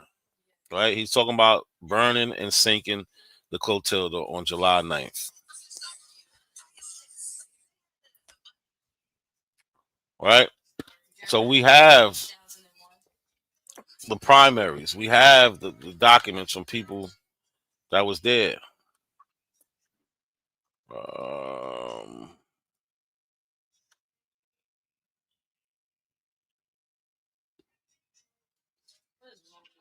What's this? Oh yeah, this is just the register to make it a historical site. If you want to look through that, you can. I'll put the description for that also in the I put that. I mean, the link for this is also in the description. We got a lot of good information in here. We don't need to really cover it, but boom. This picture of the Clotilda, you see it right here, is actually from the historical sketches from Emma Roche in 1912. Right? So again, if you want to go read through this, there's a lot of information in there. Right? It's about 49 pages long. So yeah. And let's go here real quick. A powerful display of heritage under the Africatown Bridge this morning in honor of those aboard the last slave ship to enter the United States. We're talking about the Clotilda. It's where the Clotilda Descendants Association gathered for their landing and laying of the wreath ceremony. That's where WKRG News 5's Catherine Brooks spoke with the descendants of those who were once aboard the Clotilda.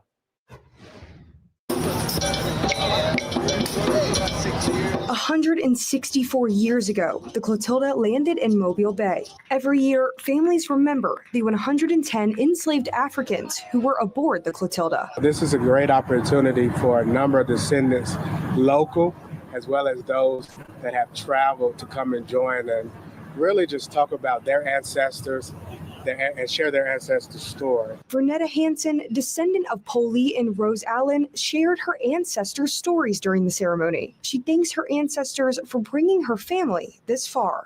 We thank them, and we want to mold the future for our children so that they can follow in the steps that we followed, becoming productive, God-fearing, God-loving adults. The ceremony honored those who were on the voyage by pouring libations. Died in the middle passage, and we said, saying the names of those who made it and those who were lost on the way. Takar Man, drowned at sea. All gathered to the bay to lay the wreath in the water. This is important because when we tell our ancestor stories, we continue the legacy. We continue a connection to our past because our past informs our future. And so we are very connected to where we come from, and we want that to keep going for generations to come. In Africatown, Catherine Brooke, WKRG News 5.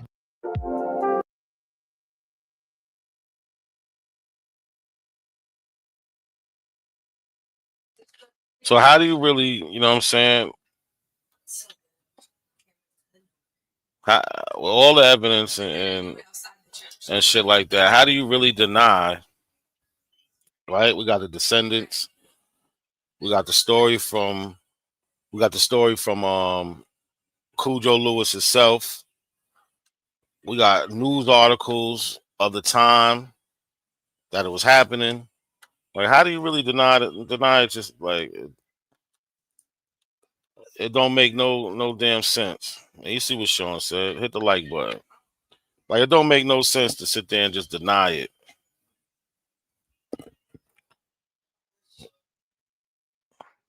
Right? Yeah, you don't have a leg to stand on. But yeah, hit that like. I dropped the link to to the stream, y'all. Y'all jump on here if y'all want. If not, I'm up out of here. Let me know. Hit the link.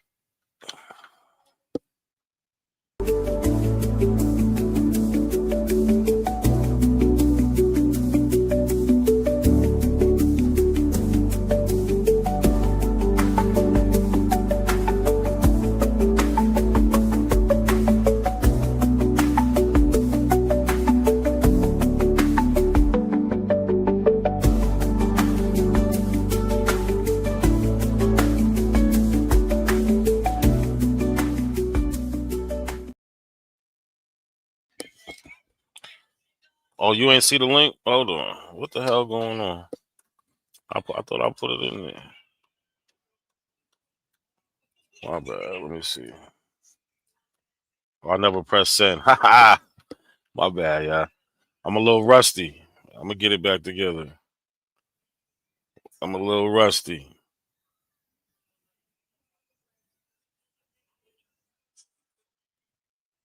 Let me pin this. But yeah, the link's in the chat. Hit the link, yeah.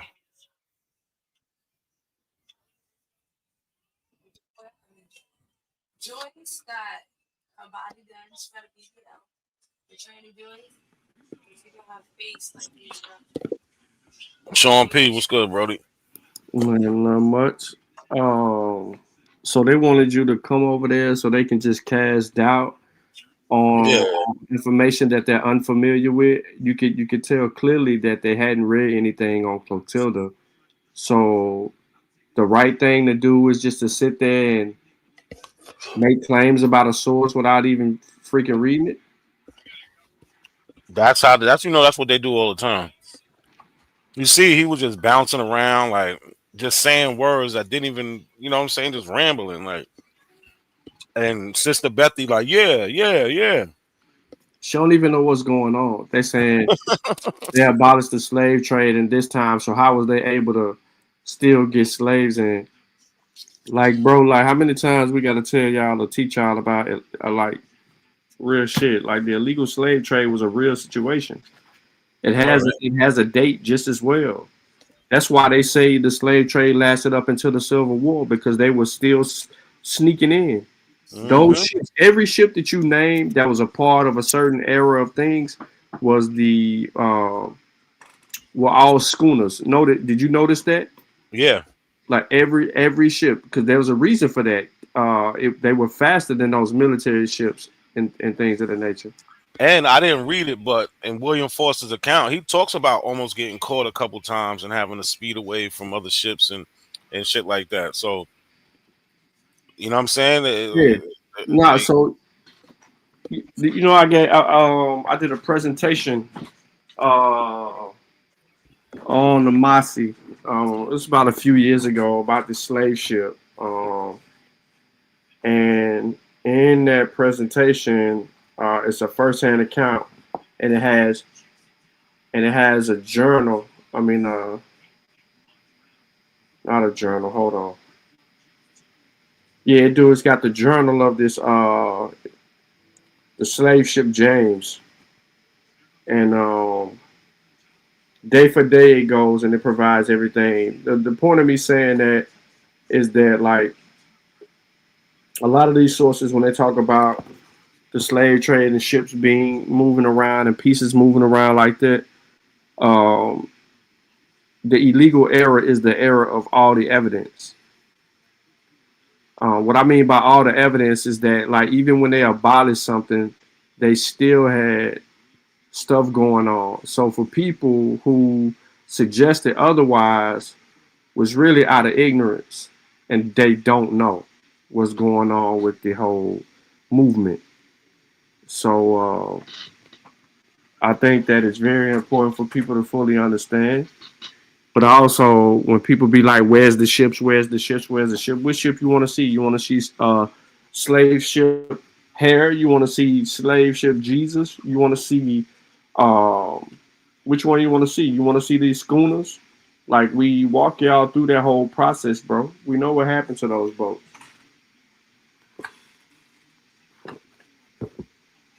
Yeah, that's a fact. And they don't understand, like, from the period of 1808, those ships that didn't continue on doing the illegal slave trade, they got turned in up. Not so a slave ship isn't just a slave; it's a cargo ship. So they started doing other things. Some of the ships went into and been part of the Navy. Some of the ships they caught, they turned into Navy ships and shit like that. Others got destroyed. What was I looking for? But yeah, these are all the sources, right? I want to go back to. I think this is it. Right here. Yeah, this is it. Where he talks about he had to run a couple times. Let me see if I can find it.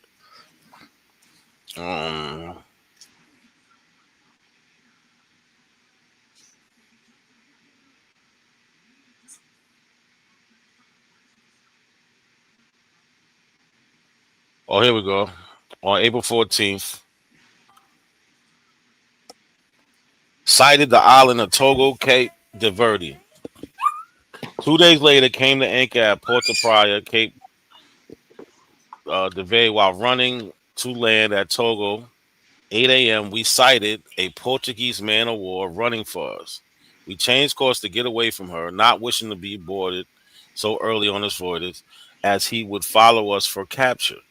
Right? So this is exactly what Sean was just talking about.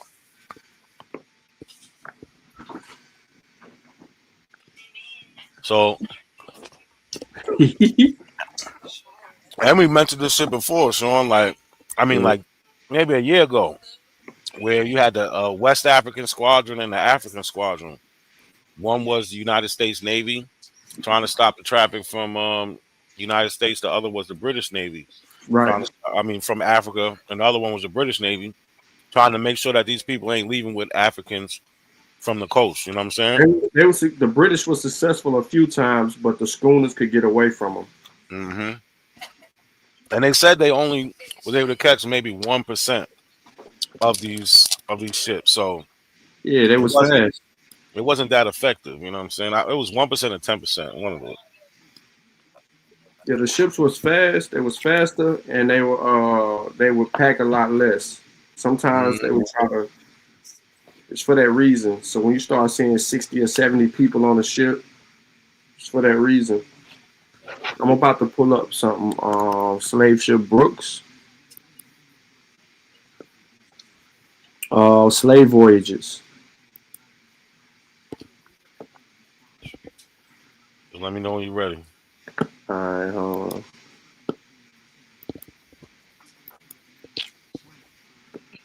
Sorry, when it comes to them ships, though, that's one of them things that's intrigued me the most.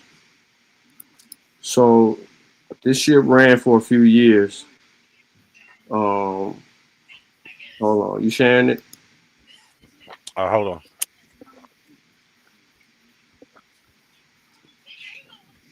Oh, yeah. There you go.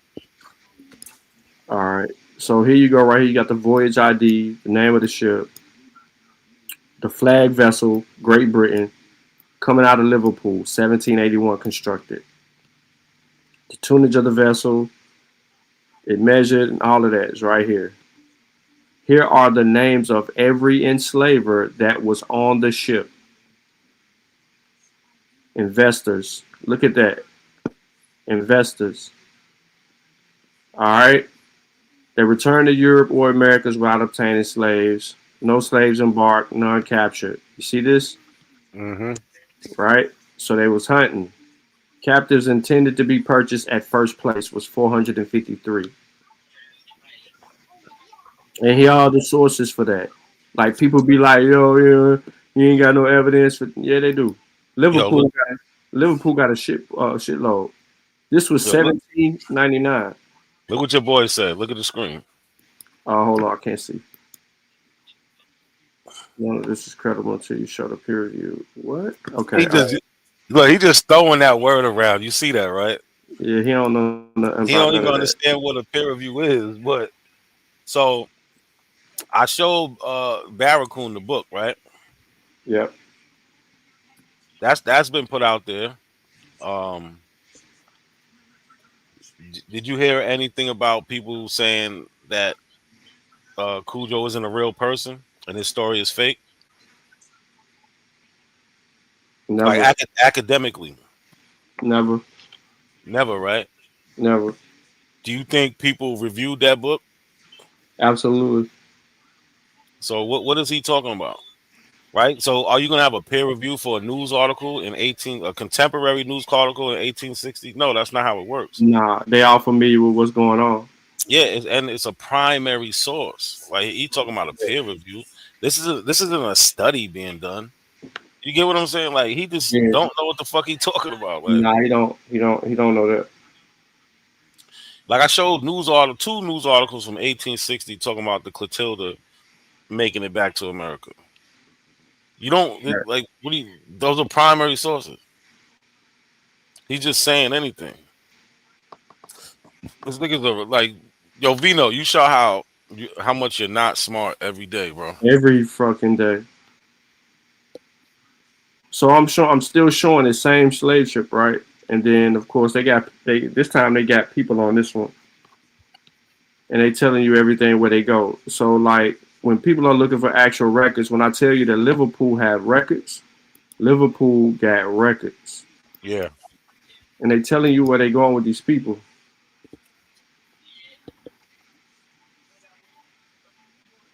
All right, so here's another one. Same ship, still stuff going. Condemned Americas after disembarkation.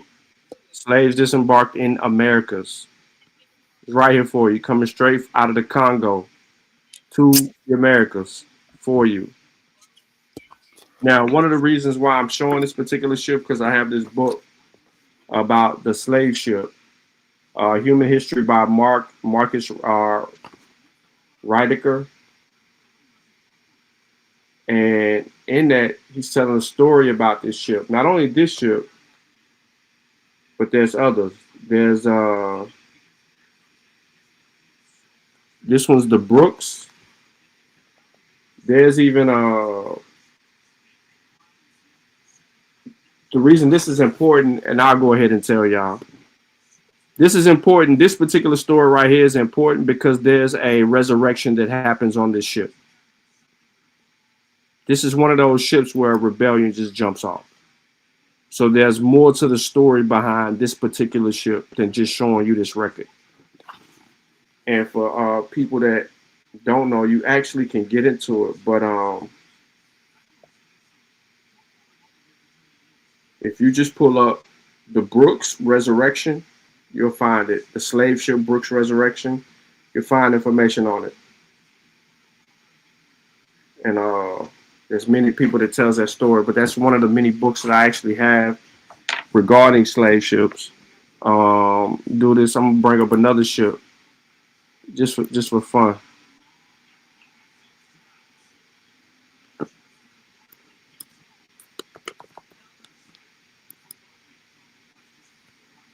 Slave ship here. Look at that.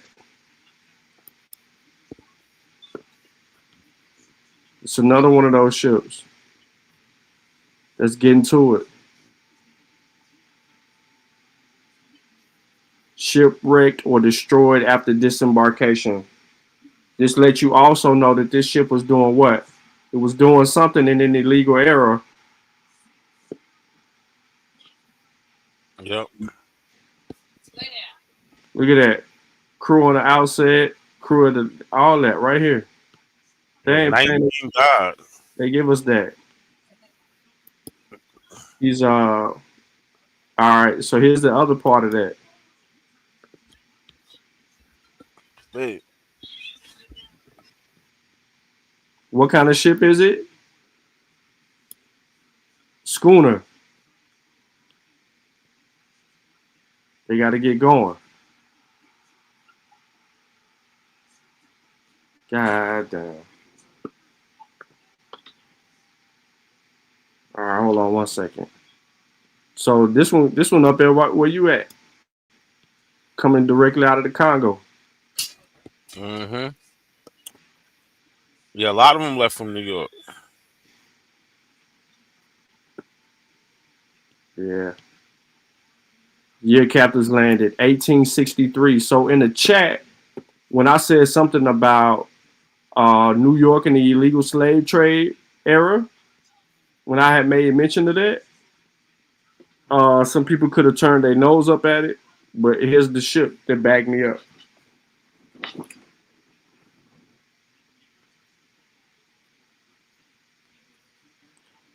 But nah, I mean, they don't want to. They can't deal with evidence. That's why people like that say what they say. You know, they just be in the chat just talking loud and they'll never have no evidence. Mm-hmm. You know what I'm saying? And they keep on giving us these circular arguments about stuff, which is crazy. That's all I know is circular argument. That's it.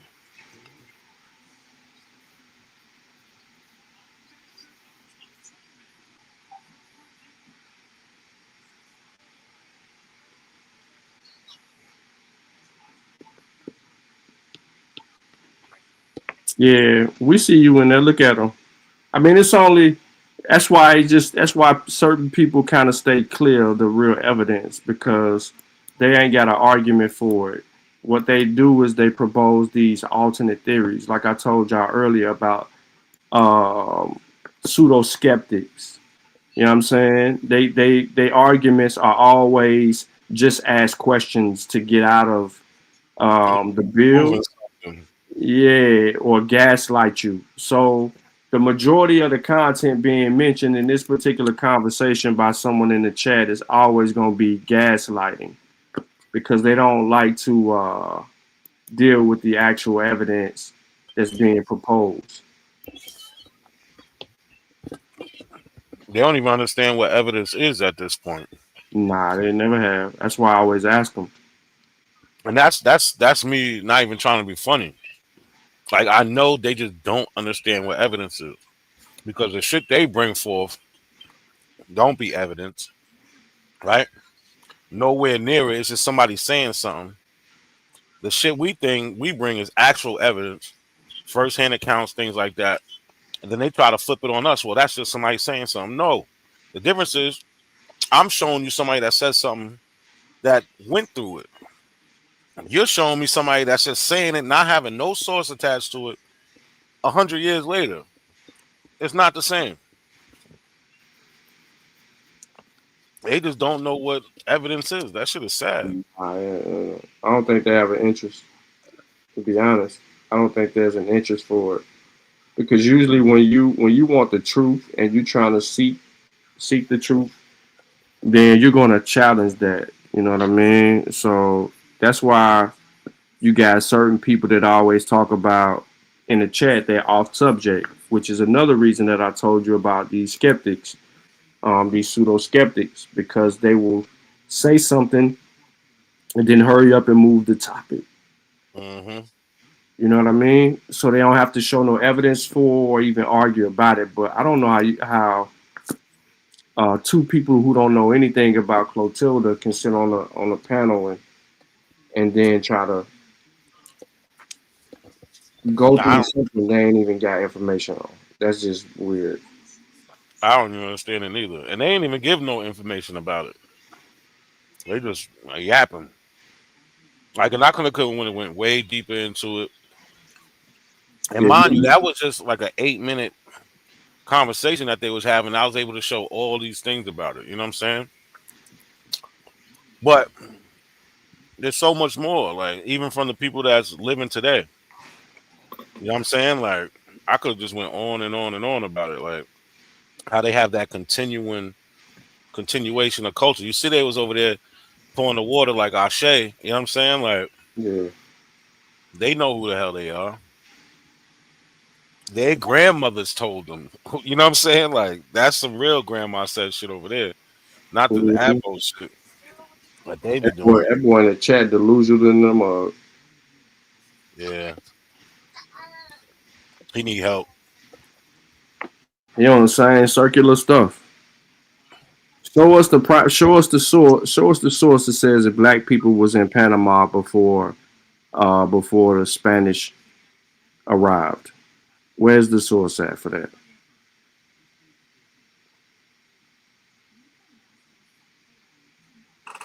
Your sources say something like they look like or closely resemble, and you'll take that as, see, they saying it right here.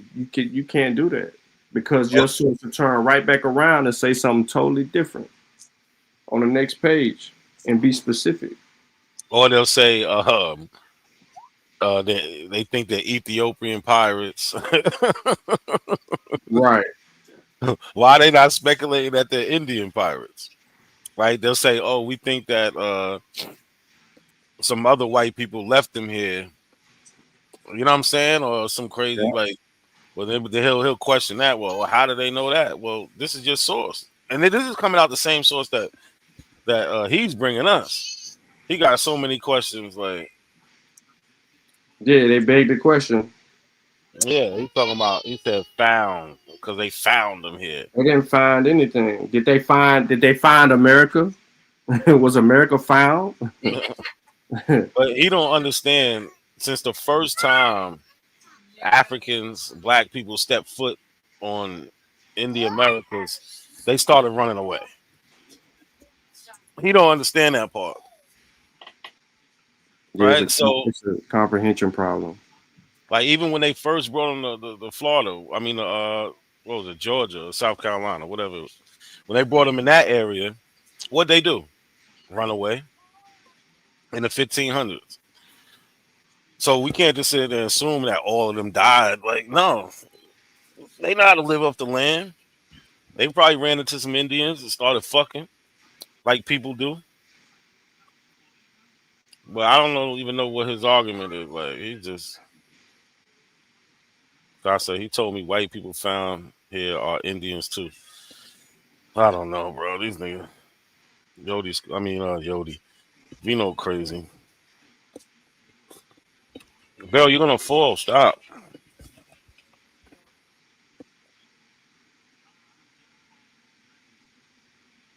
Yeah, it's crazy. So, like, why is it so difficult to prove your argument? If you say you got a source and your source says this, then why haven't you provided the source that can give you the descriptive account?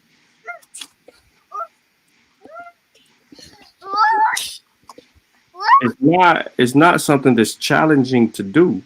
Like, every source, from Verrazano to Balboa to Columbus to whoever you want to name, every source don't say what you interpret that to say. That should have been a targeting.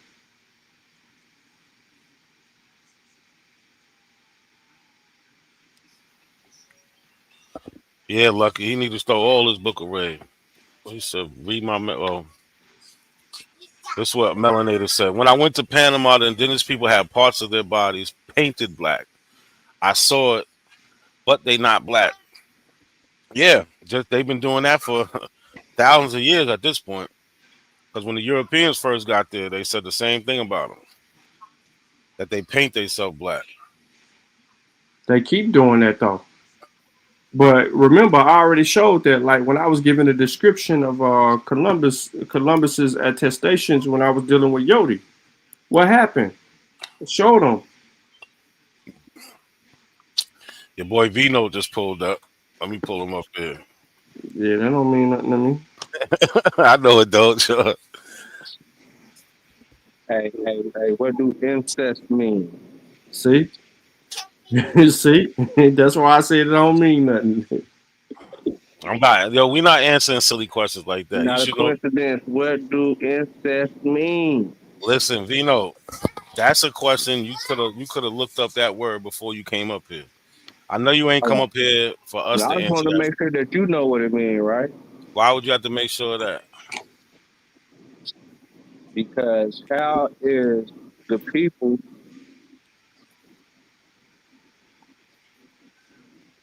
brought there, and he talked to the whenever he talked to the Indians, he say they've been having an incest war with them. You know what incest mean, right? Show me where you talking about. You know what incest mean, right? That's why you know what incest mean, right? Yes, I do. All right, what do it mean? Nah, tell them you I don't already know. told you I'm not answering that already. I Nah, know tell what them what you don't know. we're not doing the silly shit. I need to know what you reading from. The What you same thing you reading from? talking. The same thing you talking about that Ethiopian. Like, oh yeah, that don't mean that. They don't know what they're talking about. The Ethiopian, they don't know what they're talking about. So you saying that everything else in the book is correct, but when it comes to the black people, it's incorrect. I ain't saying nothing. I need to see what you're reading from. The same thing you was just quoting talking about. Oh yeah, they said they was Ethiopian pirates. You got to understand that, right? Where you get that from? What page? What page? I'm saying, where you get that from? What page? I'm saying, where did you get that statement from that you made? From a book you read. Huh? From a book you showed us. All right, so within that source, it's saying that the people said that they've been having an incest war with them. So what do incest mean? Once again, so we can get a clear understanding. No, I'm Why not. the fuck you keep doing this, bro? Just get to your point. Word. My nigga, shut the fuck up, you scary Nah, ass nigga. first, I'm not your nigga. Shut Get your to your scary goddamn ass up. point. Shut your scary bitch ass No, up, bitch, nigga. get to Sit your back, nigga. goddamn point. Shut your scary bitch ass Why up you and why you sit can't back, get to nigga. your point? Hey man, why you be letting Why this you nigga do can't get so to your much? point? Man, why you Why be you letting can't this get to nigga your do so much? point? Not a coincidence. Not a Why you coincidence. can't get to your point? Not a Get to your coincidence. point, man. What? Man, get the chain. Put this nigga on the chain, man. Motherfucking I don't laps got a right point here. on This Man. nothing. whole Get ass to your nigga on the goddamn chain, point. man. You the Get one to your started point with so the you can get Tell refuted. that nigga to shut the fuck up, man. You the Get to one your point started so with you can get God refuted. damn, my nigga. Not a coincidence. Can you answer the question? I don't even understand what your question is. Fucking You dumb. don't know what incest means? Okay, so look it up real quick. What? No. What page in that book? You don't know what page, bro. How you don't know what page? That's where you got them. You don't know what page. I know the page. I know the exact page, but So tell me the I page. wanna. Okay, but first we gotta get understanding. No, I need to understand what the No, you're trying to control Vino. it. I need to Nah, because you no just got done bringing up that statement like you knew what was going on. Vino. Are you You listening? just Yes or brought no? up that statement like you knew what was going on. So I Vino. want you to keep on talking about what you know what's going on. Vino. I need to know what page. Oh, you was talking like you know the page already. I don't know the whole book. I know that You page was I you was was talking about. talking like you know the page, so I need for you to So, talk bro, to do me. you want to make your point or you want to go back and forth about nothing? Yeah, Make your I'm point. making What a point. page? I need you to What understand what page? that means. No, make your point. What page? So the point is that they've been having an incest war, but they've been having a regular, continuous war with the people. Who's A having a war with regular, who? continuous war with these people. Who's having a war with who? The Indians having a war with the black Indians. What page is this? It's in the same. It's on the same page. Your puppy dog knows exactly what the page is. See, now when he says something back to you, don't be like, "Oh, get Give a him." fuck what that nigga say. Fuck You that was nigga. just crying, telling me to You don't get him. even know what the fuck you talking Give a about. fuck what that nigga say, nigga. This how I know you don't know what you're talking about, because you simply sit here and you just try to pull a whole little What move do on out of incest mean? coincidence, What and do he ain't go incest for your mean? move. What What do page is he incest talking mean? about? He asked What you a do incest? question. This nigga know you Answer did the the deep question. dive. You know everything about Answer Panama, the nigga. You know question. the page, nigga. Answer the question. What do incest mean? Not a coincidence. Here we go Let's again. get clear. We're going in circles. Let's be clear. Going in circles. Let's be clear. Not a coincidence. Look up that definition real quick. So let's be clear. Not a coincidence. Look up that definition real quick. So let's be clear. No, bro, just tell me the page first. Tell me the page. Tell me the page. This is page 92. You said it's on the same page. I don't see it. Don't be running. Don't be Nobody's running. running. You're running. What page? Don't be running. Nigga can't even comprehend. You can find it real quick. Y'all niggas know everything. Y'all niggas can get to everything real quick. Let's get to what did that incest mean. This nigga sound like he a hater. Yo, sure. It sound like he mad. We smart, Let's and he's get to not. what did that incest It sound mean. like he mad. Damn, can we get to the And question? Bro, I if got you don't one know what question. incest means, you I shouldn't just be up got here. one question. No, I got one question. I Can got you one answer question. that one question? No, I need to read it. I'm not gonna take your understanding of it because I know you're not that bright. Okay, just read the definition of the word. No, I need to read it in the How book. many definitions? Okay, first let's see how many definitions the word got. I don't give a fuck how many definitions it got. So now we don't care about the words now, right? I want to read it in context. So now we don't care about Vino, words, right? Vino, either move on. If you're not gonna give me the page number, move on to something else. Move on to something else. He ain't got nothing else. He ain't even got no move right now. You just Word. got done talking about the Ethiopians, right? He ain't got no move, bro. So what's So gonna be there's the no difference? reason for him. They it wasn't no What's Ethiopians. gonna be the difference There was whenever you no see the page Ethiopians. and the word still gonna be there? What's There gonna be the was no difference? Ethiopians. Not a There coincidence. was no What's gonna be the difference? Ethiopians, and there was no war between black people What's gonna be in the the America difference? having a What's long gonna war be the with black difference? What do the incest natives. mean? Yeah, you don't even know what you're talking Bro, about, bro. watch You don't this. even What Look, know this is how I what know you're you talking don't know these. Because you know, Sean, I did this already, right? what do I looked up. incest mean? Hold on, You know, look, incest. no. What do it Look, mean?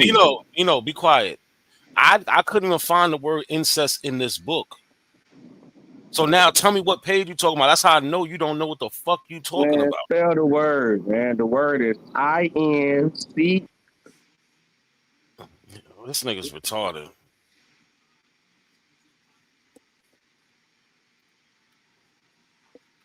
And he could be making up his own shit, bro.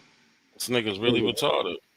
You see, I got the word right here. 0 results. So I don't even think he'd know what the fuck he read. He read a word he couldn't pronounce or understand, and now he's saying it's incest. What page? The same page where you was just trying to quote like you knew everything. It's on that page. Where there is no I know, incest. but what page you on? The word incest is not on that What page page. you on? God What damn. page Page you on? 92. Nah, that ain't the right page. Why you in the first decade? How the fuck is it so difficult? Why Word, you in the first so decade? Sean, wait, hold on, be quiet real quick, Vino, for real. That ass. This nigga's so dumb. Look, this is the part I was talking about. The Ethiopian, right? They calling them African and all that other shit. This is the page I was talking about. He said it's the same page that I was talking about. This is the page I was talking about. So what page are you talking about? Hold on. So Hey, Mary, what do that page right there got to Amari. do with the hold on? What do that page right there got to do with the Panama people? See? You don't know See? shit about the What do people that in page Panama. right there got to You do don't with the know Panama nothing people? about Not a the people in coincidence. Panama. You don't know Not a nothing about the coincidence. people in What do Panama that page at 92 got to do all. with Panama?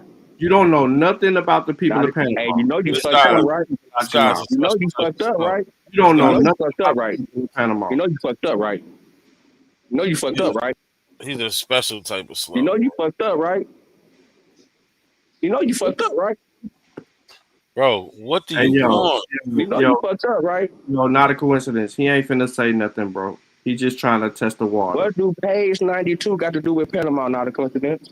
Bro, what? That's not what you came up here for. Nah, because you got the bumping off about All right, hold on real the quick. We got somebody Ethiopians new. Hold and on, Yeah, that stop. that's boy, what I'm right? about to Stop. say, bro. Like, move on. I got somebody up here. Hey, man, Mari, what you doing? What's going on? Am I saying it Oh, right? oh yes. Hello. Hello, how you doing? Oh, I'm okay. How are you? I'm good. Okay, that's good. Yes. Well, Mari is not actually like my real name. That's just like that's my nickname, but it's also my great grandmother's name, but it's spelled with the E at the end. But that's her actual name. But Oh, my name is totally different. But yeah, I was just wanted to come on here and ask like what other books do you recommend about African history? So I could just write them down so I can, purchase them and things like that. all right. Um, what exactly you trying to get at it? Like About Africa? mainly about like West and Central Africa and things like that. Sean, what you think, Sean? Let me think. Find Well, first, is it more culture or is it more history? Well, both culture and history.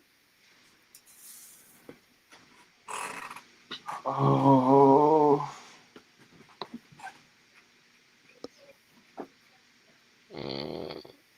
you on Facebook? Yes, I'm on Facebook. Find my page. Okay. You'll find a book. What is I your? can Oh, I can name them. Just look up. Hold on, I'll give it to you in the back. okay. Make it easy.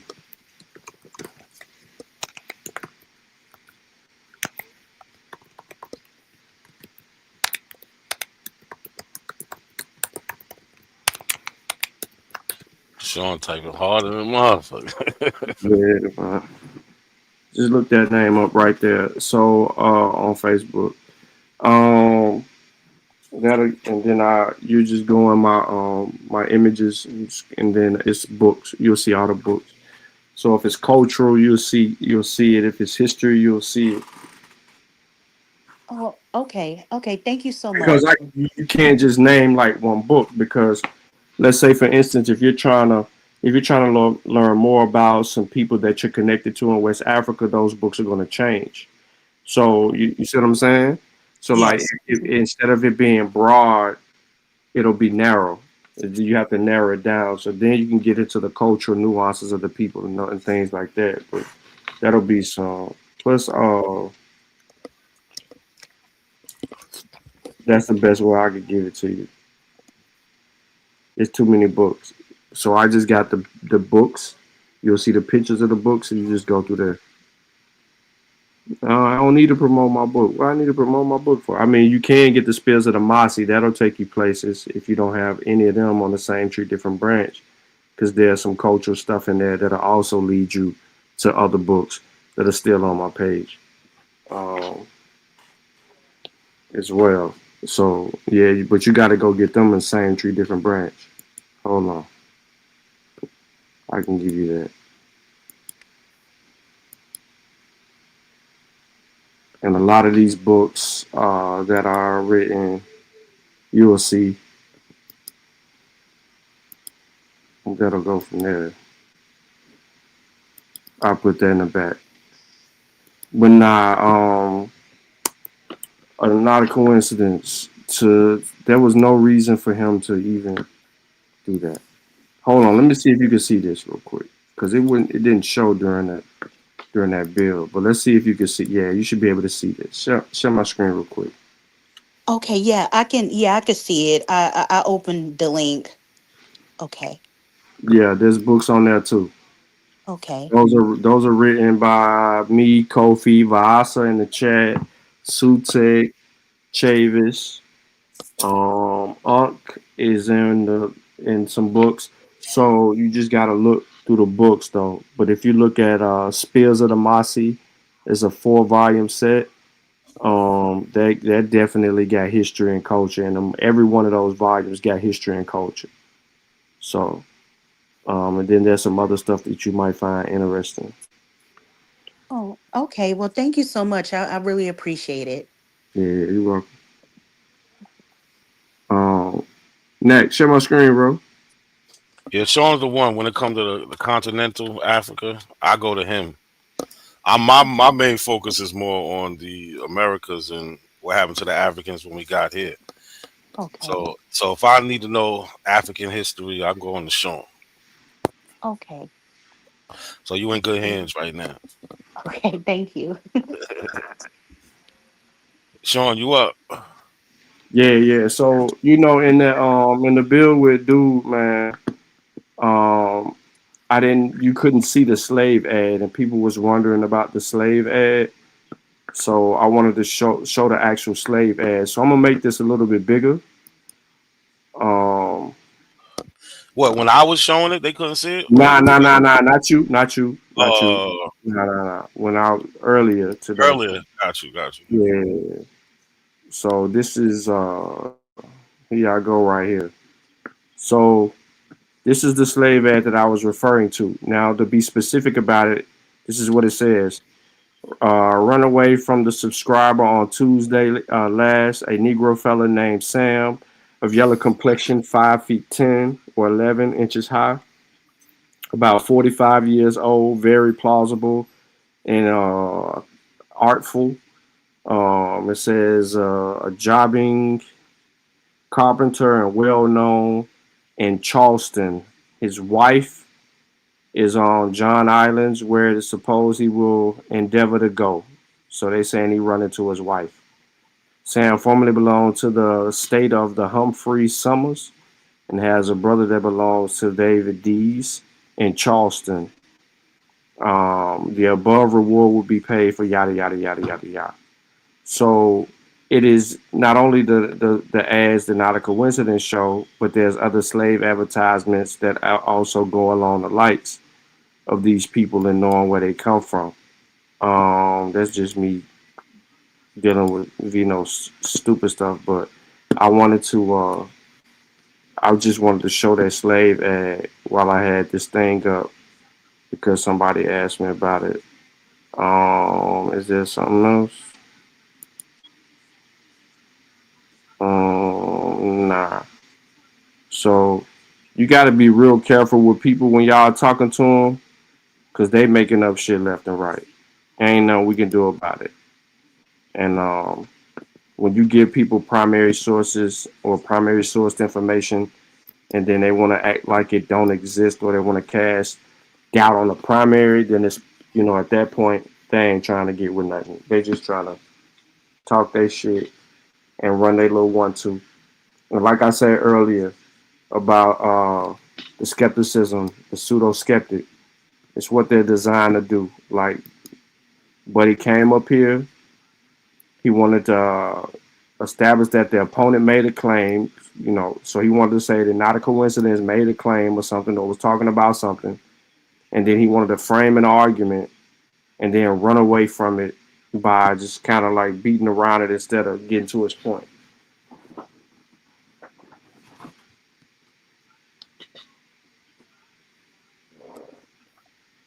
But that's what they do, though. They want to get us off kilter. So that's they whole shit. Like I'm still confused on what Vito was trying to prove up there. Like I don't know what the hell he was doing. And like I said, I looked up the word incest in the book. I didn't see it. So Nah. His whole point is what he want to argue is that he trying to say that the black people been there. They've been fighting this war between themselves for so long that when the white boys get there or when the Spanish get there, they recognize that they have been fighting this war. But he don't even know how long the war is or what the intent or purpose of it is.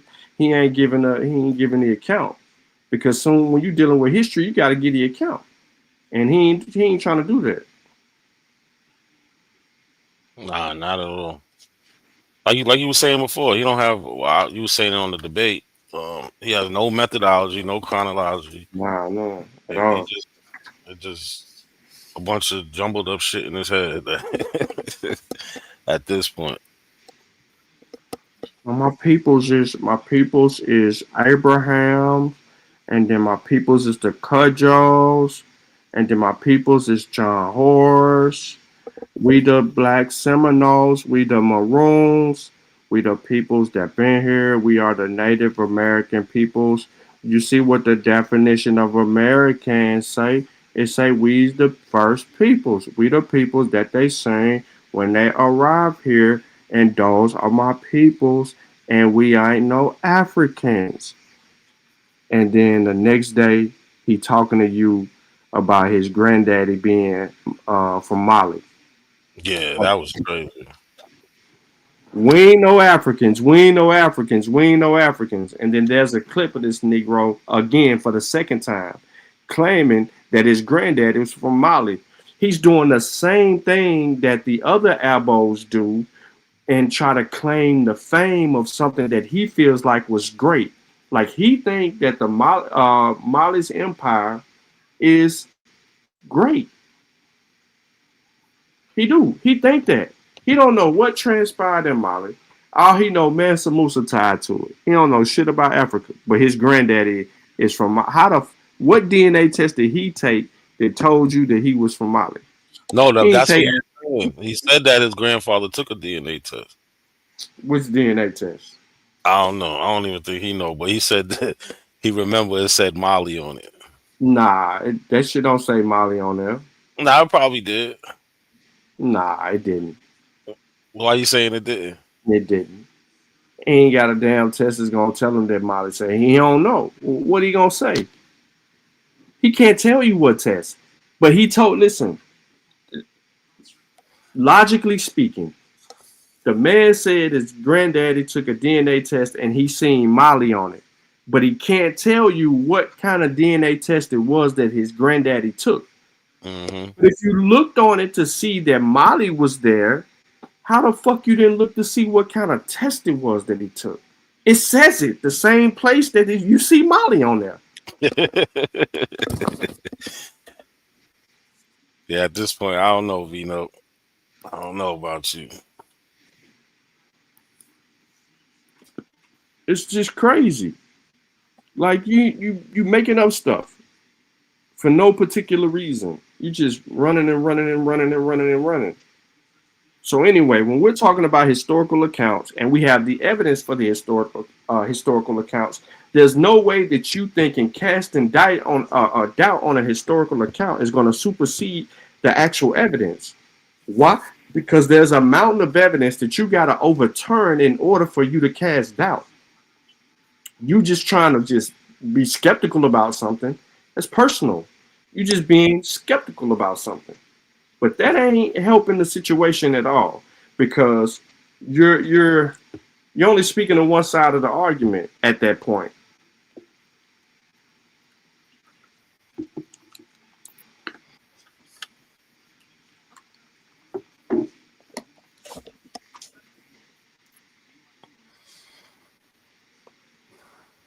Man, don't click nothing. Don't click nothing Andy put in the chat. Straight up. If Andy tagged your name to a link, do not pull that link up. Well, let me see. I'm in the back doing something else. Yeah, Do not don't click that. I don't trust Andy right now. Andy, you still on your bullshit, man? You better not be.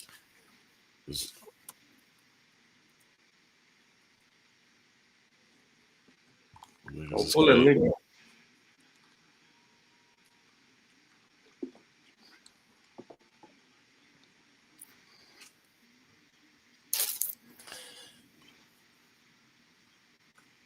Do not pull it up.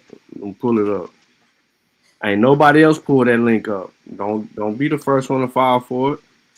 Andy back on that bullshit. We ain't seen Andy in 2 months. He probably been locked up for some pedophilia or something.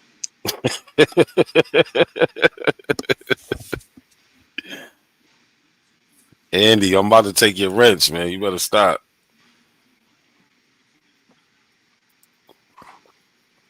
Notice how you been live 2.5 hours and ain't none of them pulled up, bro. Cause they scared, man. No, like none of them want to say, nah, that's not what we saying, or none of that. Like they ain't got no argument for you. They can't. And once they come here, they out of bounds. You know what I'm saying? They out of bounds. Like this is slave ad from 1774, right? Mm-hmm. Well, I wanted to point out how they describe these people, right? June 6, 1774, a new Negro man says his is Sam, but cannot tell his master's name. He is about 35 years of age, 5'7" high, has his country marks. We know what the country marks are, right? Mm-hmm. That's that scarification on his cheeks, between his eyebrows, and in the pole of his neck. Has on a check shirt, a white Negro cloth jacket, and breeches, taken up a mile above Ashbury Ferry, right? A new Negro man of the Mandingo country. Says his name Hold on. Say that again. What they mean by new Negro? Oh, Yeah, they you got that home. it just brought in. So you got new Negro and country Negroes. Country is they're born here. A new Negro is they came in from Africa. That's why it says a new Negro man of the Mandingo country. Says his name is Jimmy and his master's name is William Wynn. He is about 35 years of age, 5 feet 6 inches high, and his country marks on his left temple. That's that scarification. Who just jumped on here? V note.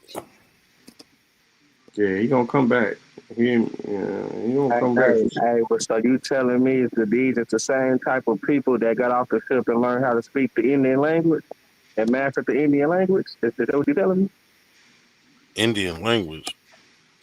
So Some you telling me Africans. these people that couldn't speak, that couldn't know their master's name, but these niggas learned how to speak the What Indian people are you language? referring to? Be specific. We're talking in general. Is that what you We're telling talking me? in general so that we can Hey, narrow man, you down what shut it the is. fuck up, nigga. Hold on, so let me shut up. answer them real quick. Let me You answer shut them. up, nigga. You done. So, You shut up, bitch ass so nigga. What the fuck you think? Vino, some of them didn't tell their master's name because if they did tell their master's name, the master could be contacted and come back and get them. Do you understand that? You said they did know the master's name. They just didn't want to tell on the Told you, master. nigga don't know what the Is that fuck what you telling me? talking about, bro. Like how you can't Is that what you telling me? Yeah.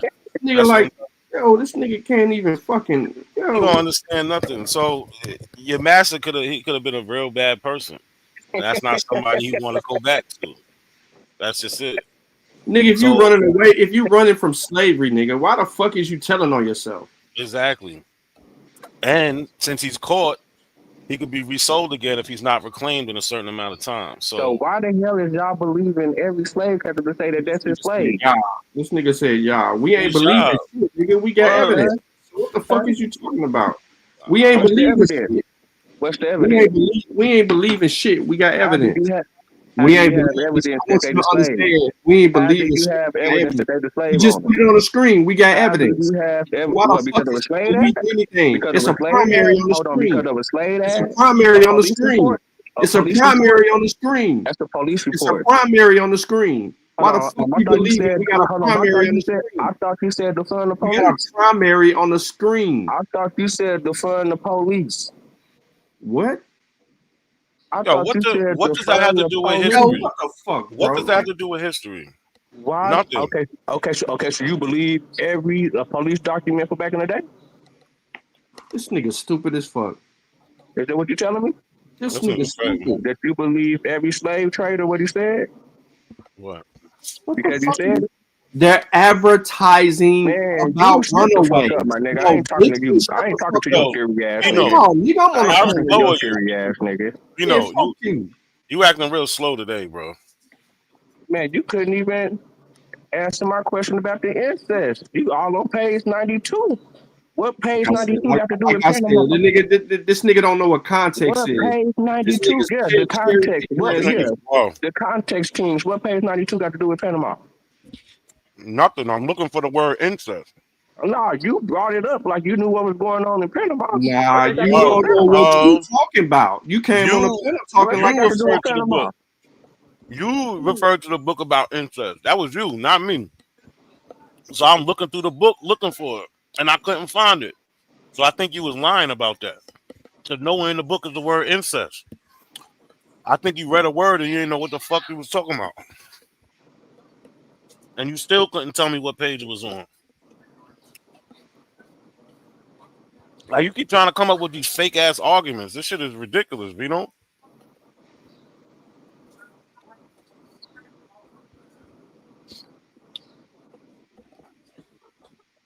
This nigga's crazy. beyond crazy. Because look, the argument would be this is what the argument would look like, right? So this is how you're framing an argument, right? Just on the flip side of it. So we have an account where this dude travels into a particular country and he sees a group of people, and he say that he sees these people and he don't know how he's seeing these people in this particular country. He don't know if they were left here by people who previously have been here, but he sees these people. And he says all of this. But then someone comes in and negates pieces and parts of what he says he sees, and the picture and these people being here in their presence, to only say when they pulled up they saw these people. Not that he don't know how they got there or who left them there, this, that, and the third, but he clearly know that they ain't been there and that they come from somewhere else. That's all negated to try to frame your argument to mean something. That's not how you do it. Because when we read the actual account, we don't go to page 93 and then try to deal with the argument. You have to go to the beginning of the chapter where the whole shit's being laid out so that you can comprehend the argument in its totality.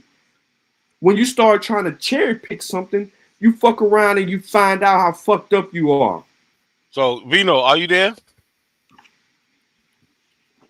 I'm going to show you. You dumb. You see this word right here?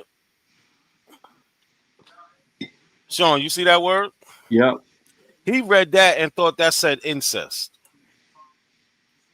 I was wondering what the fuck is he talking about? Right? He's retarded. He wanted me to look up a definition of a word that's not even in the book. It's incessant, which means what? It means, let's put it on the screen. Of something regarded as unpleasant, continuing without pause or interruption.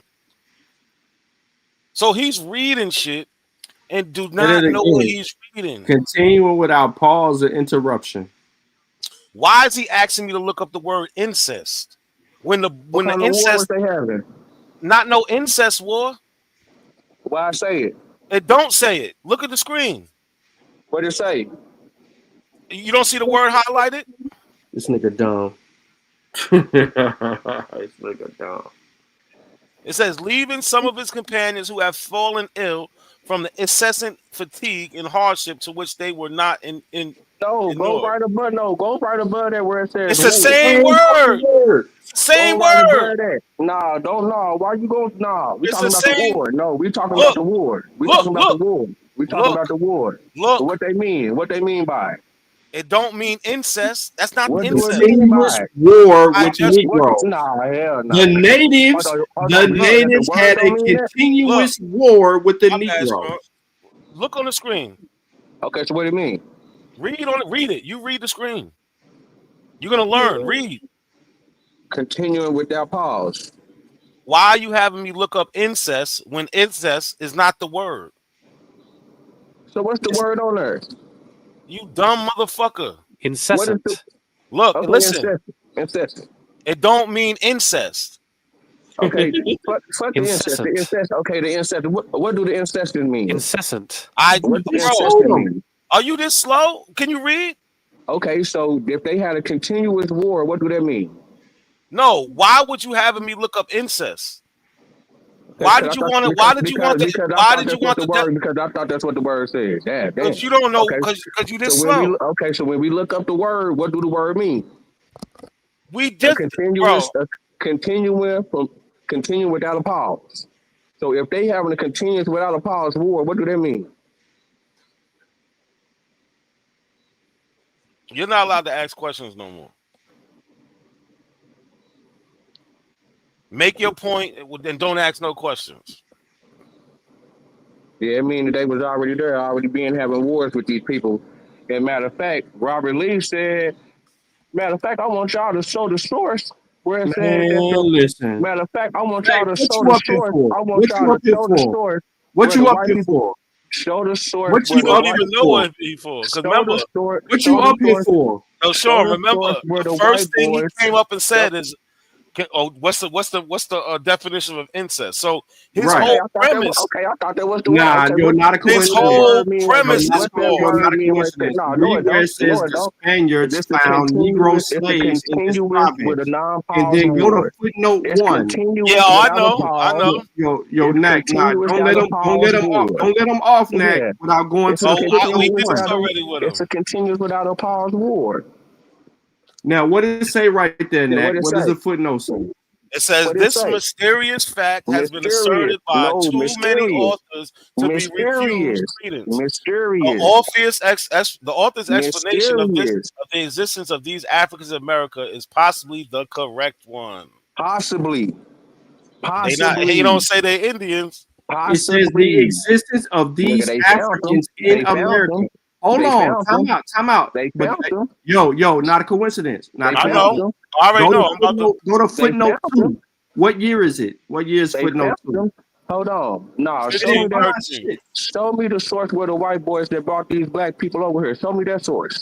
That's easy. They brought Show me them that over here. source. They brought them over here in 1492, Show me that source. 1493, Show me that source. Y'all just got done showing them 1494, primaries. 1496, Y'all just got done showing them 1497. primaries. Show that Oh, primary. you don't think Show the so? primary. Show You the don't primary. Show you the don't think primary. so? So you don't Show the think that we got a primary. primary of them Show bringing the slaves over primary. here? Show the Robert Lee, Easy he ain't work. got it. Robert Easy. Lee. Hey, Robert and Lee. after I show you this, don't say Robert another Lee, he motherfucking ain't got it. Robert Don't Lee, say he ain't another got it. Robert motherfucking Lee. word. Robert Lee, he ain't got it. Where you see Robert Lee at? Why you keep Robert Lee, saying? you ain't got that source. Robert Lee, you was bragging about that the niggas brought over these niggas. And Balboa said there was some runaways. He ain't got that source. What? He ain't got that source. Who ain't got the source? Nigga, that's You ain't written in got a book. What the fuck are you talking about? You ain't got the source. Who don't? Show it. Show it. Who Show no, it, ho who nigga. don't? You don't even know Show the it, ho name of the nigga. source. Why you Show just it, up ho here nigga. talking? Show it. Why you Show it. just up here talking? Show it. This nigga's Show crazy. it. Hey, now the coincidence, I How seen many you ran times away we from gotta show? that. We gotta keep showing you the thing. I seen you ran away from the incestuous war. What are you talking about? There's no incest It war. continues without a pause war. What are you talking about? How did they have a continuous without a Nobody pause ran war? from nothing. Yo, see what? Yo, that's what I'm saying, bro. How You did can't they have a just keep continuous talking. without a pause war? Scroll back up and How read did they have a read continuous without a pause read war? Not a 285, coincidence.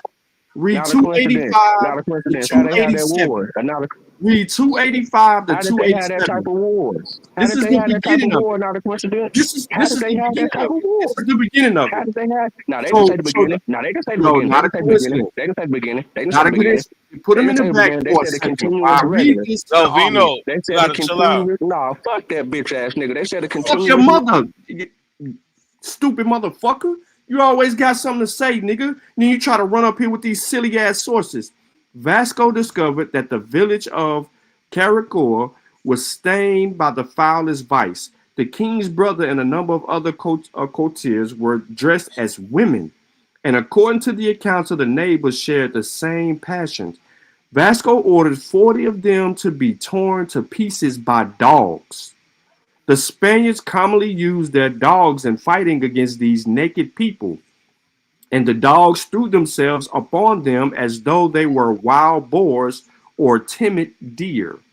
The Spaniards found these animals as ready to share their dangers as did the people of Colophon and Castabara, who trained cohorts of dogs for war.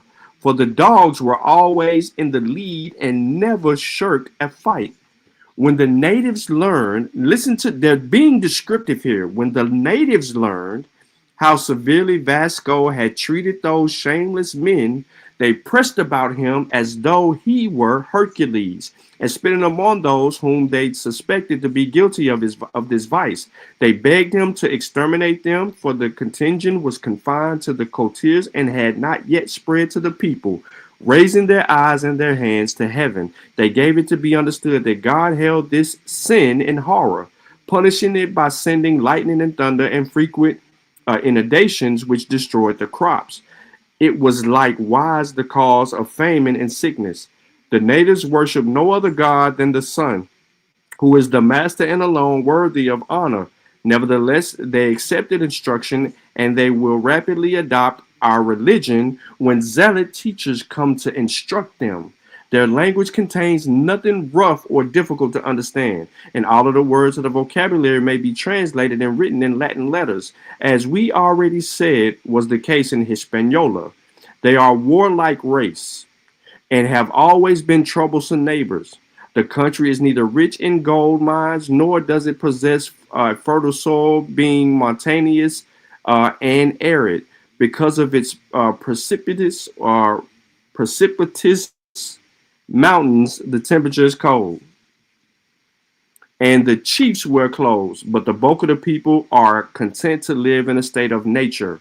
The Spaniards found Negro slaves in this province. They only live in a region 1 day's march from Karakor, and they are fierce and cruel. It is thought that Negro pirates of Ethiopia established themselves after the wreck of their ships in these mountains. The natives of Karakor carry on incessant war with these Negroes. Massacre or slavery is the alternate fortune of the two peoples.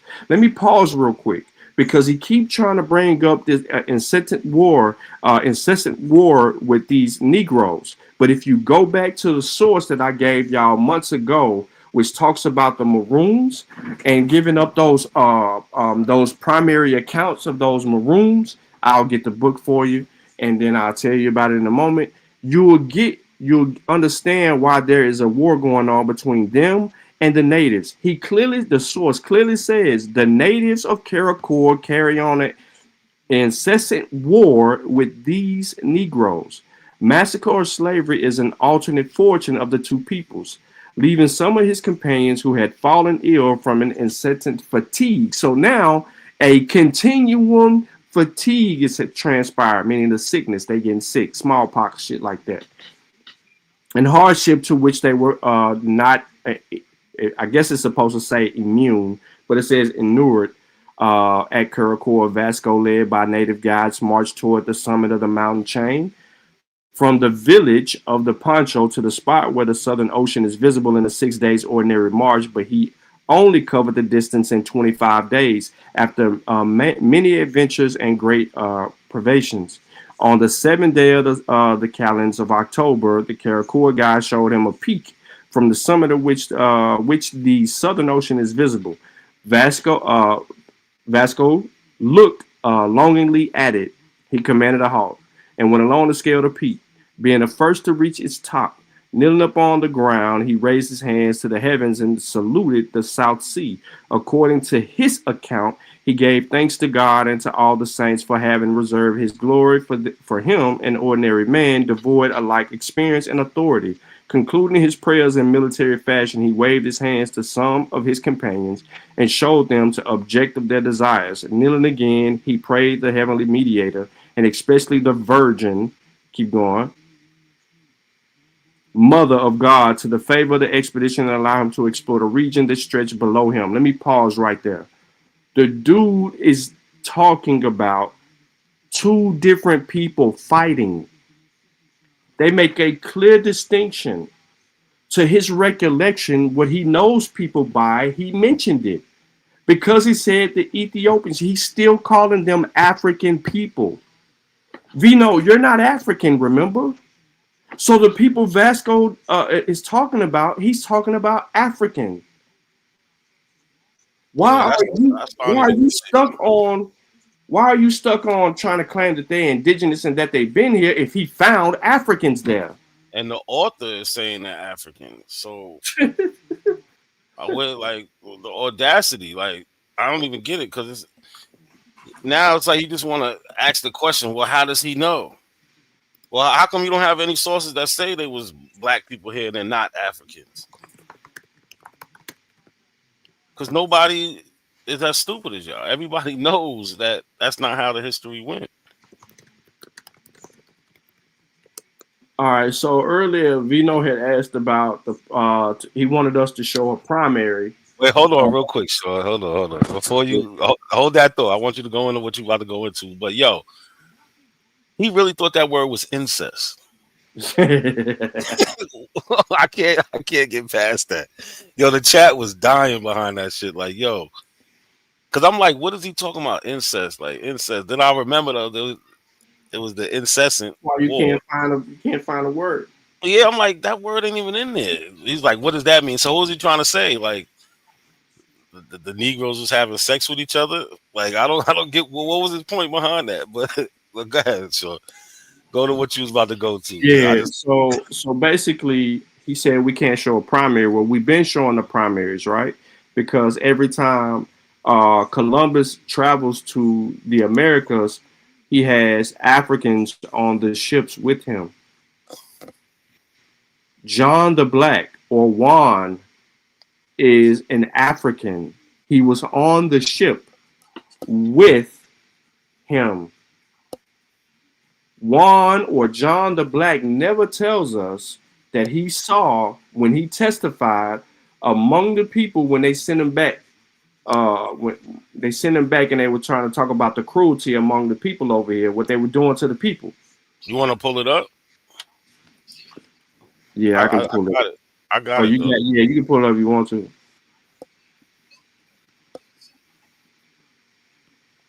And he talking about primaries, right? This is Right. You can't 1500, even read it. You ain't even gonna be able to tell us what it is or what it ain't. right? The There you theme: go, right there. a free young black man named Juan Moreno or Juan Preto, who worked as Christopher Columbus' servant in La Española, is considered the first black person on record to arrive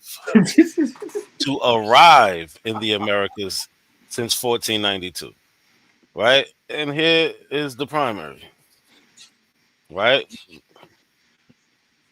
And he knows that we got that. So I don't even understand why he asking us to even show anything. You ain't got no primary showing it though. Bro, they already got the African on the boat with them, bro. If they already seeing Africans before Columbus pulls up, they gonna immediately let it be known, bro. Like Like we ain't even nobody's gotta play hiding with shit. it.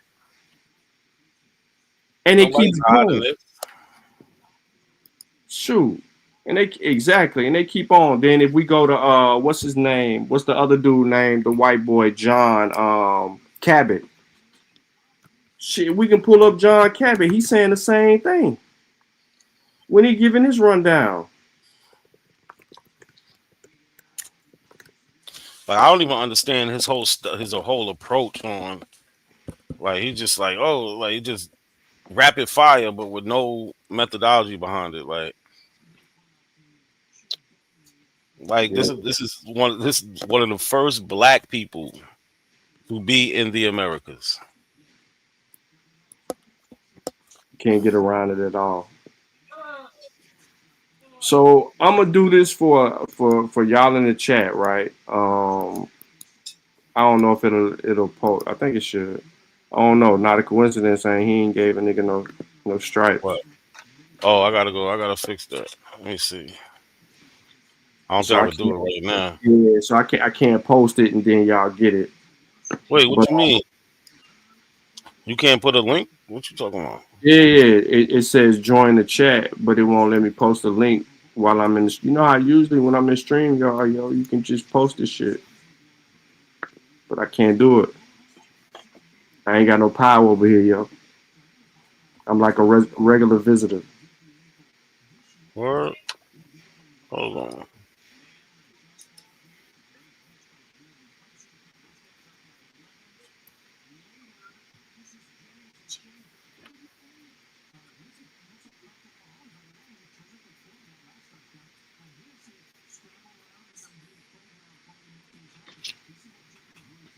So it's I love it now. I gotta do it out when I get off. in the stream in, yeah. So I'm gonna put it in a private chat so you can post it for the people. I Yeah, just it's not put it in there right there. So if you go here, you're gonna get the Cabots and the Discovery of America. It's a book, and it's gonna be some primary shit in there that you can relate to. But that's not even it. Oh, My this what point, yeah. So my point in all of that is that we have these accounts and these voyages of these chroniclers, and I don't know how to say this to somebody who don't know how to pay attention to reality, but they're chronicling their travels to the new world, and they are explaining to us what they see when they arrive into the new world. They're not sugarcoating or pussyfooting anything. They're telling us how it is, what they see, and what they think. They're trying to they're trying to use what they've seen in the old world to resemble or how they explain the shit that they're seeing in the new world. For instance, I'm gonna give you an example. If I go to New York and I see, for instance, chess pie. You know what chess pie is, Nick? Say that again? You know what a chess pie is? Chess bar, nah. What is Yeah, that? exactly. So Nick doesn't know what chess pie is. So he come to the South, and then I'm like, yo, I make a chest pie, right? He gonna know what it is. He gonna look at it and be like, oh, yo, okay, I see what you're saying. We call that a custard. Or custard pie. See, you know what that is, though, don't you? Yeah. See what I mean? So if we in two different places, but if I explain it in a way that he know exactly what it is, then he gonna know exactly what it is if I say custard pie. But see, in the South, we don't say that. We say chest pie.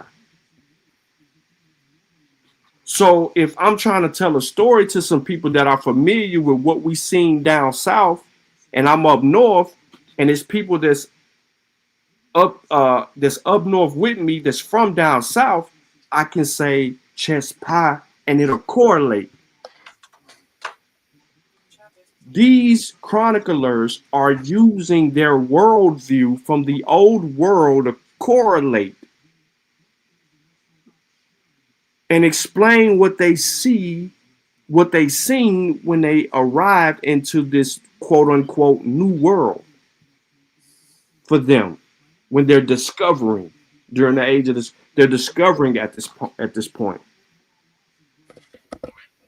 So you have to be very careful with saying, oh, these black people been in the Americas. No, because when Nunez Vasco says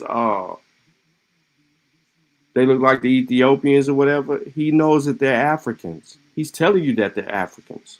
The author who is citing him in the source is telling you that they're Africans. That's why I say go to the footnote, and then we got a dude arguing with us when the footnote gives clarity to what the fuck the damn source is saying.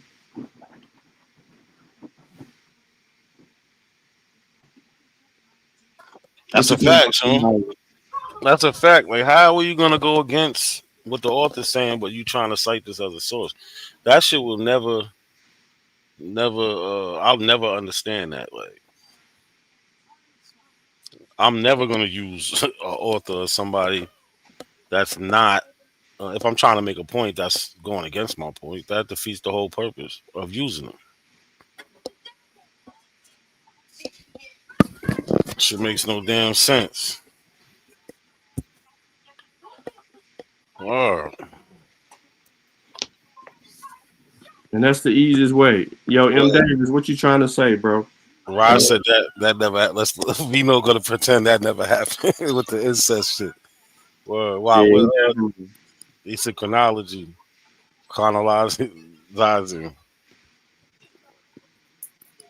I don't know. More like all of these people that he bring up. If he bring up Vasco, if he brings up, you just go on and on. Whatever the source that he's gonna go to, he ain't gonna give you the whole thing.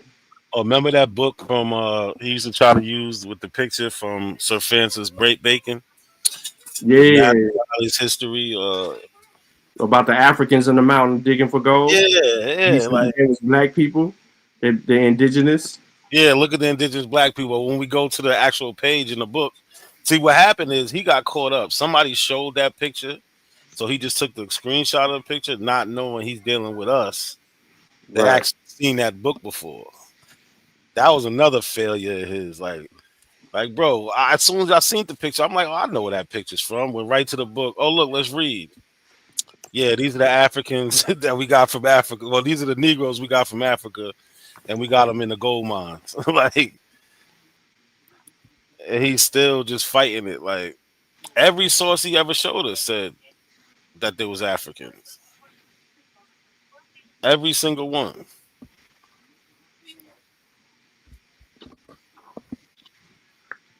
I'm gonna put another source in the back. Right?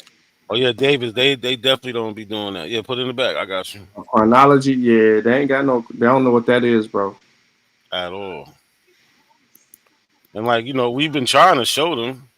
I got whole presentations going in.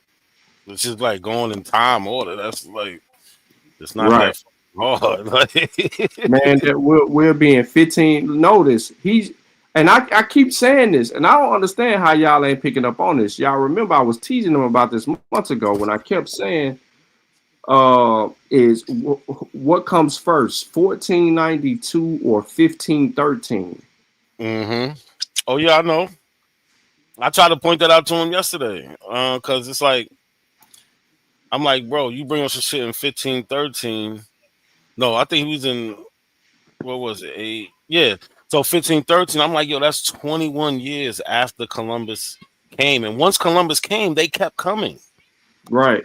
They didn't Shit, stop. people following him over here, yo. They Yeah, act they like didn't. he's by himself, yo. Yeah, they didn't stop. Once he came, that was it. That was the rap for America. The doors was wide open. He kicked the door in, and they all just kept coming. And on every ship, there was black people. So 21 years later, you asking how these black people get here? They've been coming since 1492. At this time, they done had kids here and all types of shit. Man, listen. 1492, and then you go to 1513. A lot happened. A That's lot literally happened. 21 years. Like, what is he not understanding? Nothing. He just have a belief.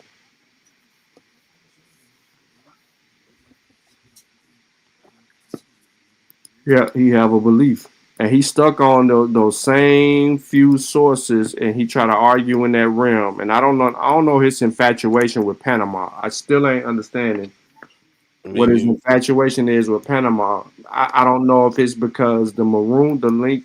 You know what I mean? The link between the Maroons in Florida and the Maroons down there in them islands. I don't know what you said, but oh, I must have said that. Yo, Melanie always trying to catch somebody up.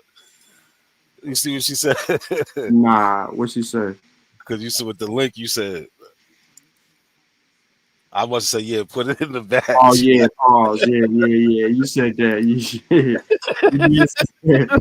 You did say that, bro. Hey, yo, come on. She's sick.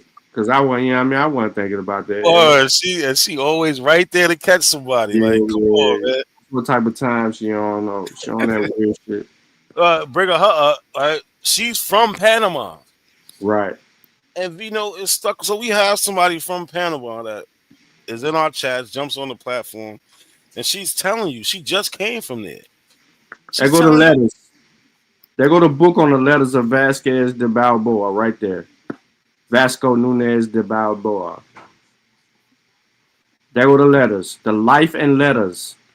So we don't want to hear nothing about, oh, he ain't got the primary, or he ain't got this, or he ain't got that. They go to life and letters of Vasco Nunez de Balboa.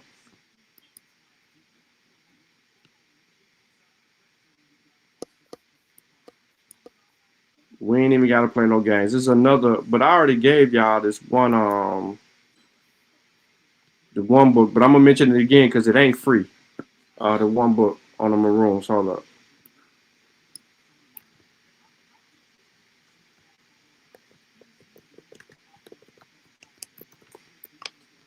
Y'all heard me mention this before, so hold on, let me get this.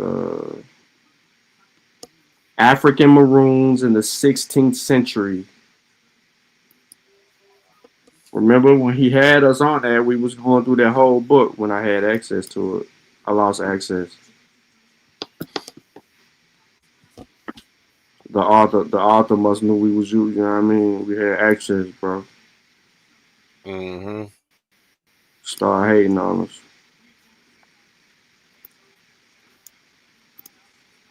Which one? The last link you just put in there? The letter life. Oh, I was showing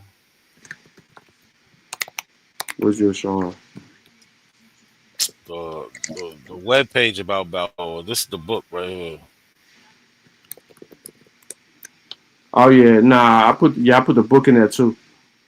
Yeah, I'm gonna put Yeah. the link in the chat for everybody.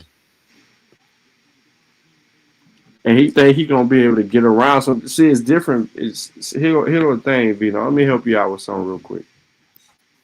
Like there's this thing called research teams, right? I learned this in 2015, 2016. There's a dude, his name is Taka Kilimanjaro. He writes, he publishes a lot of books, right? He has a publishing company. It's called Comedic Press. And he wrote this book called Teams Win.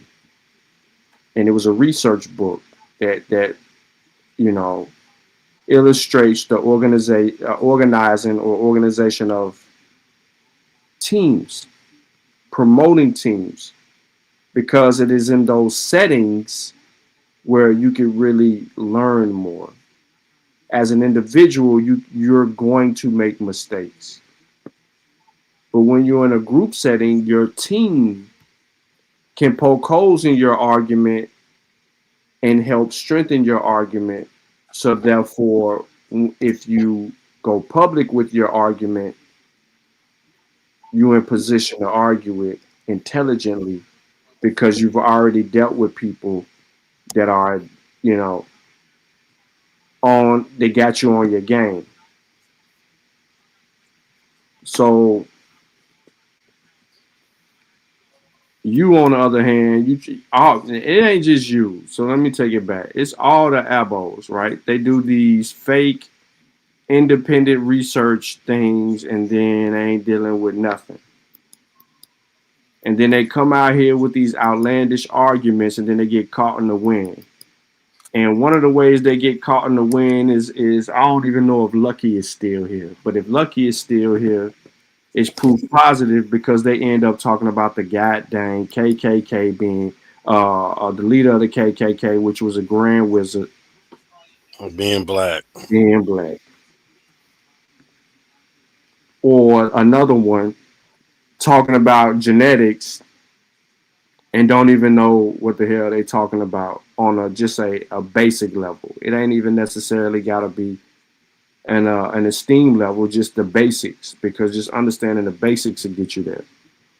Basically, people who are Googling themselves into an argument to cast doubt on information that's already been proven. So I put that book. I don't know if it's gonna let y'all see the whole book or if it's gonna preview it out. You talking about the book I got on the screen? Nah. Yeah, oh, you should have access to that. But I just yeah. put another link in. I put another link in the back about what I was talking about earlier about the Maroons in Panama. Yeah, it's just gonna let you preview it, but I'm gonna show everybody the book you're talking about.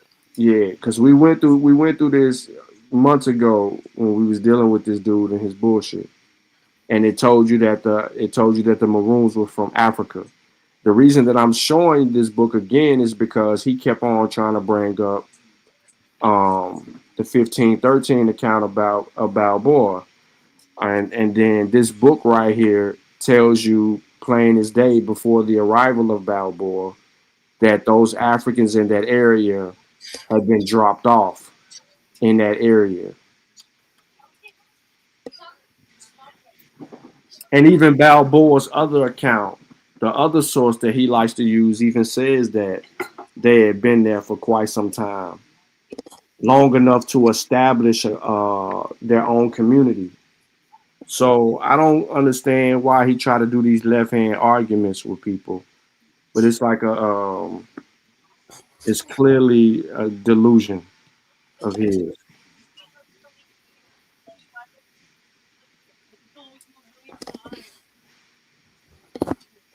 And this also got Francis Drake's arguments in there too, some excerpts from his argument. And this author did a really good job on the book, though. I just hated that I ain't got access to it because I needed to finish like the last 100 pages.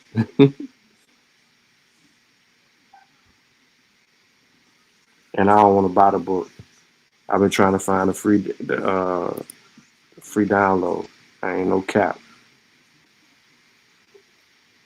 But if I find it, then I'm of course I'll share it with y'all for sure. Yeah, I might have to check this one out, man.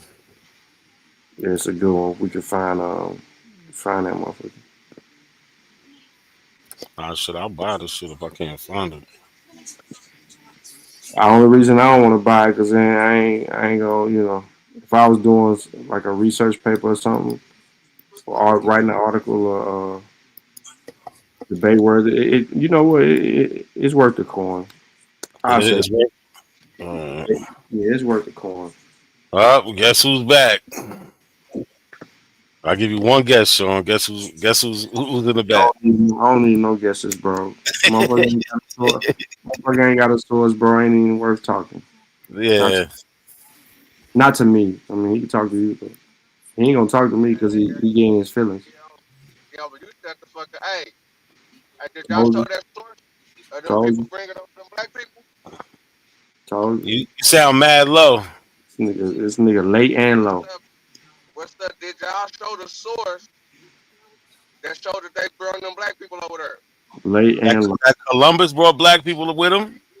Nah, that whoever brought people over there to Panama before Balboa got there, did you show that source? Did we get to that?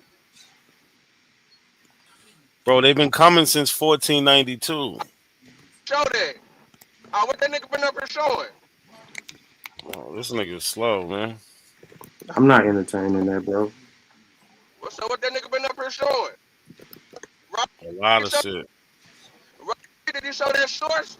Hey, can you read this? Here, look. And why you keep saying Robert Lee? Robert Lee ain't here.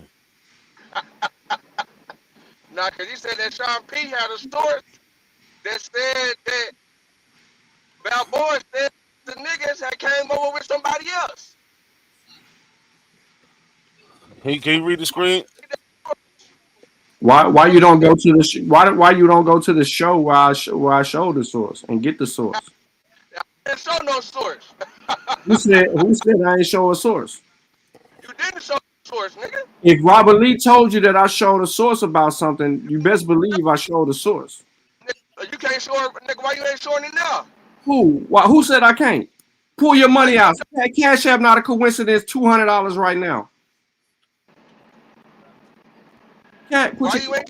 Cash App not a coincidence. $200 right now. So what you showing up for?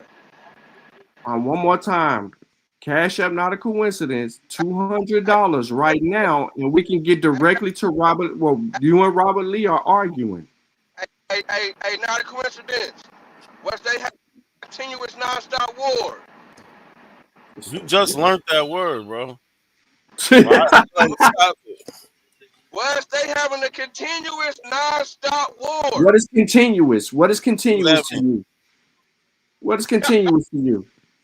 Do you think they're having a war for 50 years, nigga?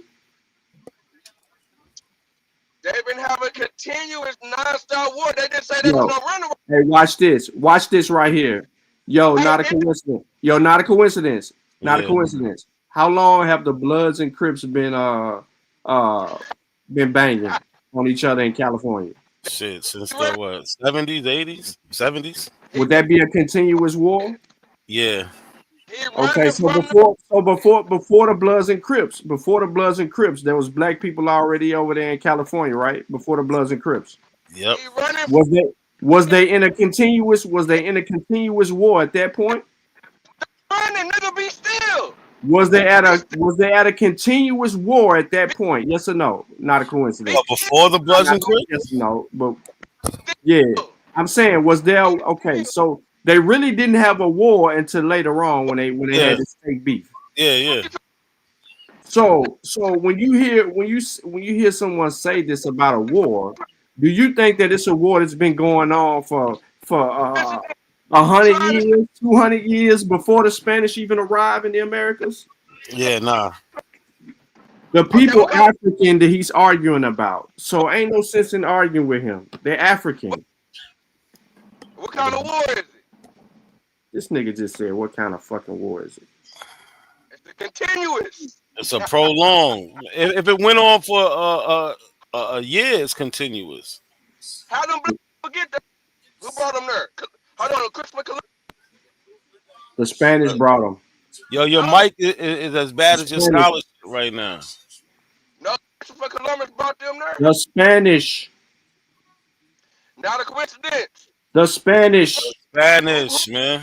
What are you not listening? Go read John Cabot. Go read John Cabot and come back. Who brought him? Go read John Cabot and come back. We already went through this. Not a coincidence. This is why I gave you that. This is why I brought up that book, bro. This is why I brought up African Maroons in the 16th century Panama. because it's the reason that I brought up that book, because it eliminates it, because we walked through this with him and we proved the identity of those black people that he kept claiming to be African in that book. No matter if it was Drake, no matter if it was Cabot, no matter if it was Balboa, no matter if it was Verrazano, no matter if it was Columbus, no matter what motherfucking Spanish affiliate associated with that crown, it was they were fucking Africans, and they ain't and they ain't come over here on their own. Not a coincidence. Who brought them black Seminoles? Look at him yelling at himself. Ain't nobody listening to you, nigga. We can barely hear you. Word. But look, this is what I don't get. This is what I don't get. He's always just yelling.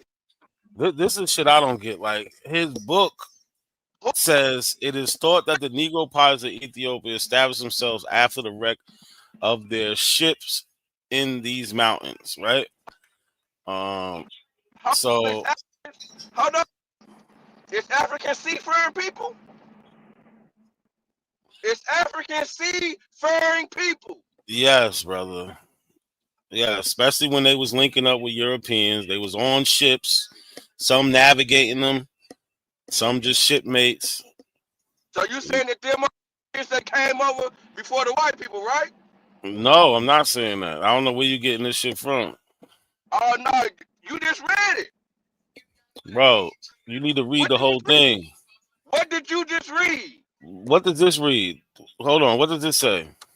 What do it say? No, read it. It said they don't. Read it. They don't. Read it. They don't. But what's the fact though? What's the fact that You're not reading it. You're not reading it. the fact of this subject? The fact is your author says they're Africans. So find somebody else who says there isn't. They aren't. The fact that they go, yo, listen, Vino. I want you to leave. Come back with the author that says these people are not Africans. They not. They found in America. You need to write the author and tell him the issue you got with his book. They are found in America. I don't need Vino. no other. I don't need no author. Hey, nigga ain't listening to you. He's retarded.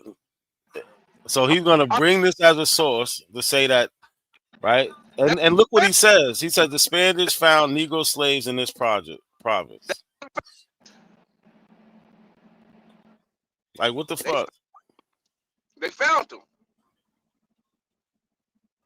They're slaves. So they enslaved by somebody.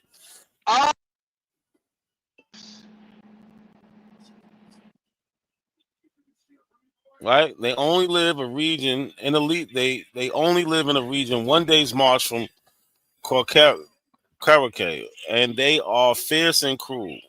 It is thought that the Negro pirates of Ethiopia established themselves after the wreck of their ships in these mountains. Right? So, but look. Let's go. This is what you have to learn about reading. The Spaniards found these Negroes slaves in this province, and then we have footnote 1. So then you should pause and go read footnote 1. Synonymous with black. This mysterious fact has been asserted by too many authors. How many? Too many. Too many authors to be refused credence. The author's explanation of the existence of these Africans in America is possibly the correct one. They're not thinking that they're Indians. They're not thinking that they're Indians. Yo, your mic is trash, man.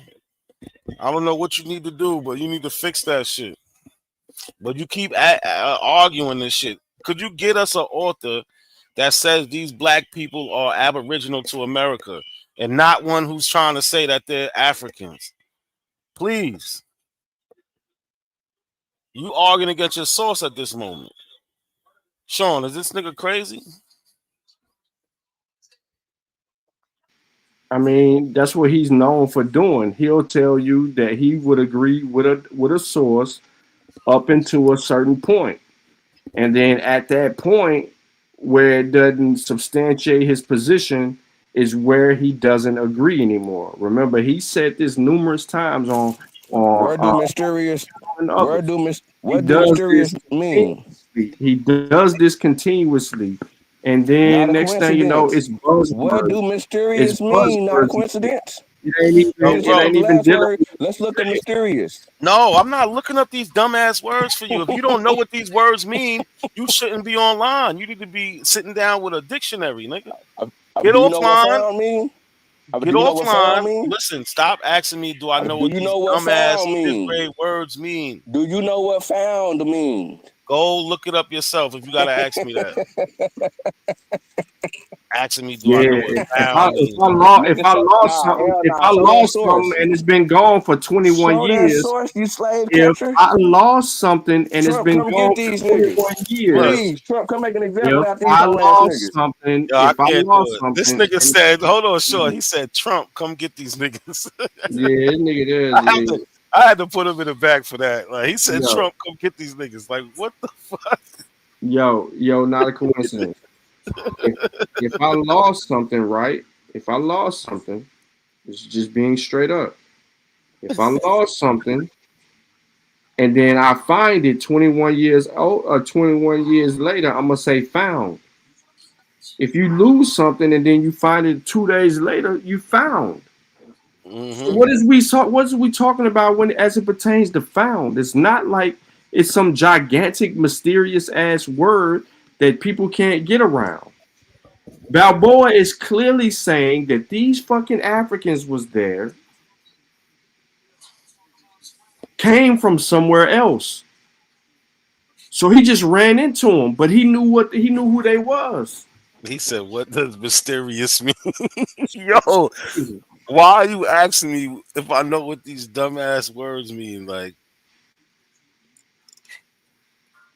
this nigga's crazy, bro. This your man, son. You opened up the door for Vino. Who did that? Then we found him on your Nah, platform. you didn't. Oh nah, where we Nah, found us at? hell no. You ain't find that motherfucker on my shit, bro. You found him right here. Your home, right here. Right here, nigga. Right here on this channel.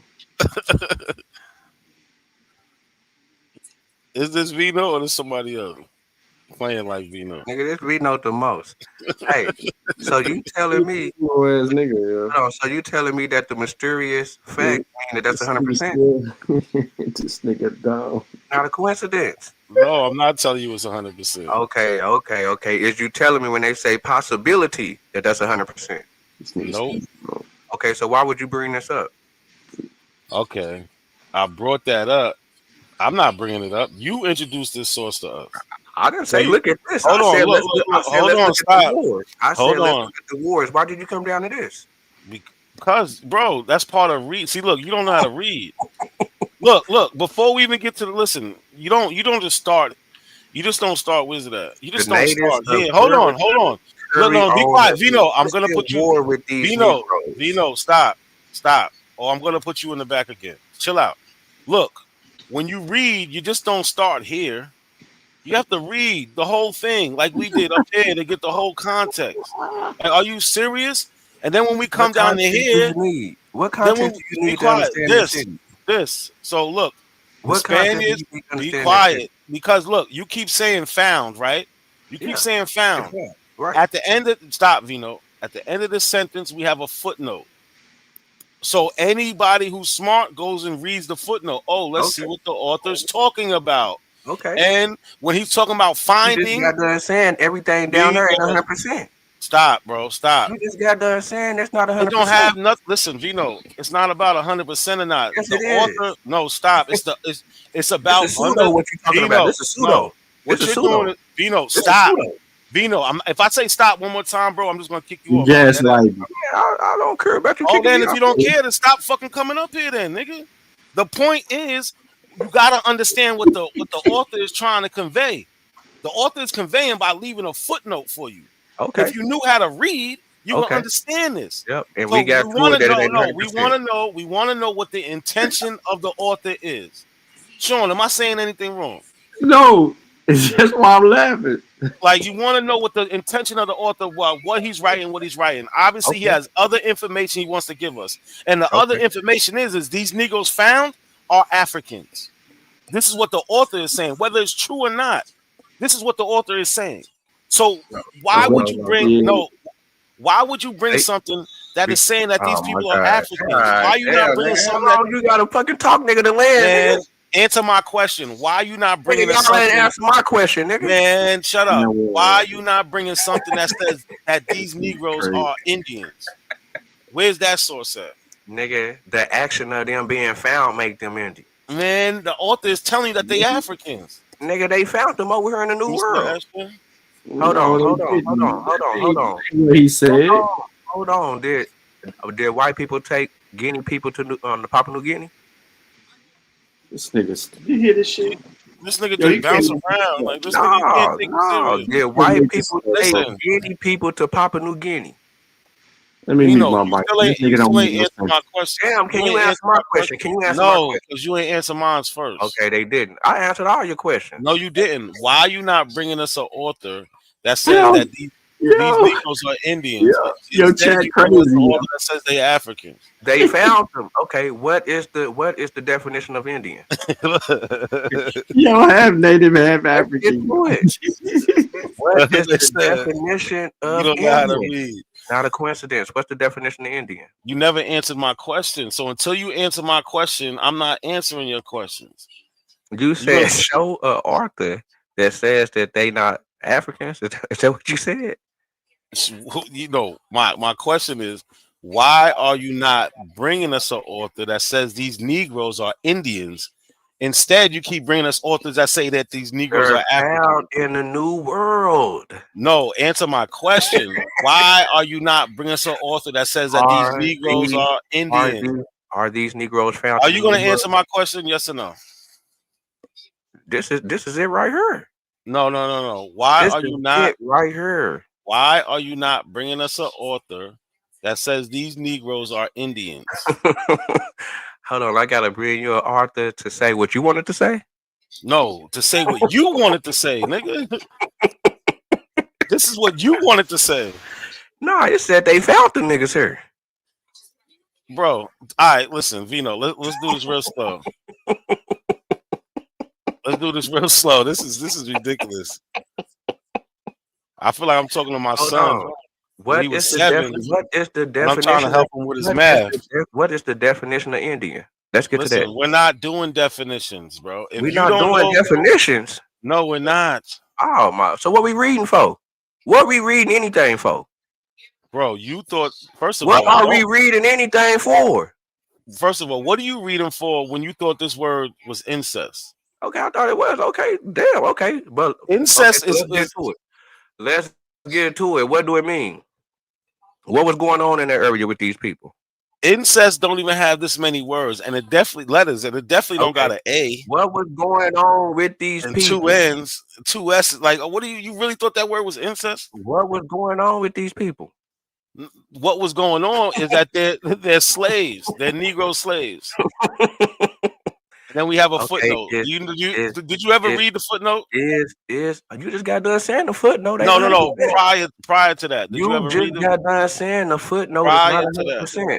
Why is you caught up on the footnote? No, that's not what I said. You said asked it me. ain't 100. Okay, Listen. here's the mysterious fact. Do that mean it's 100? No, the mysterious fact. Hold on, Stop. No, I wasn't answering. if I come up and say it's a Vino, possibility, Vino, if I come up and say it's a possible, Vino, does I'm that about to mean kick it's you 100? the fuck off. I'm about to kick you off I in come like up 2 seconds. I swear to if I God. come up and tell you, Listen, no, stop. Nah, you making up words, nigga. You making up words. You pseudo. You Vino, pseudo. no, You pseudo. You pseudo. Listen. Trump, come get these niggas for doing seditious behavior, nigga. Listen, I want to see if you have reading comprehension. What is the mysterious fact? The mysterious is not a fact. No, what is the mysterious fact? That black people was in America before white people. No, in this sentence, what is the mysterious fact? I'm testing your reading comprehension. In this sentence, the mysterious fact has been asserted by too many authors to be refused credence. So what is the mysterious fact?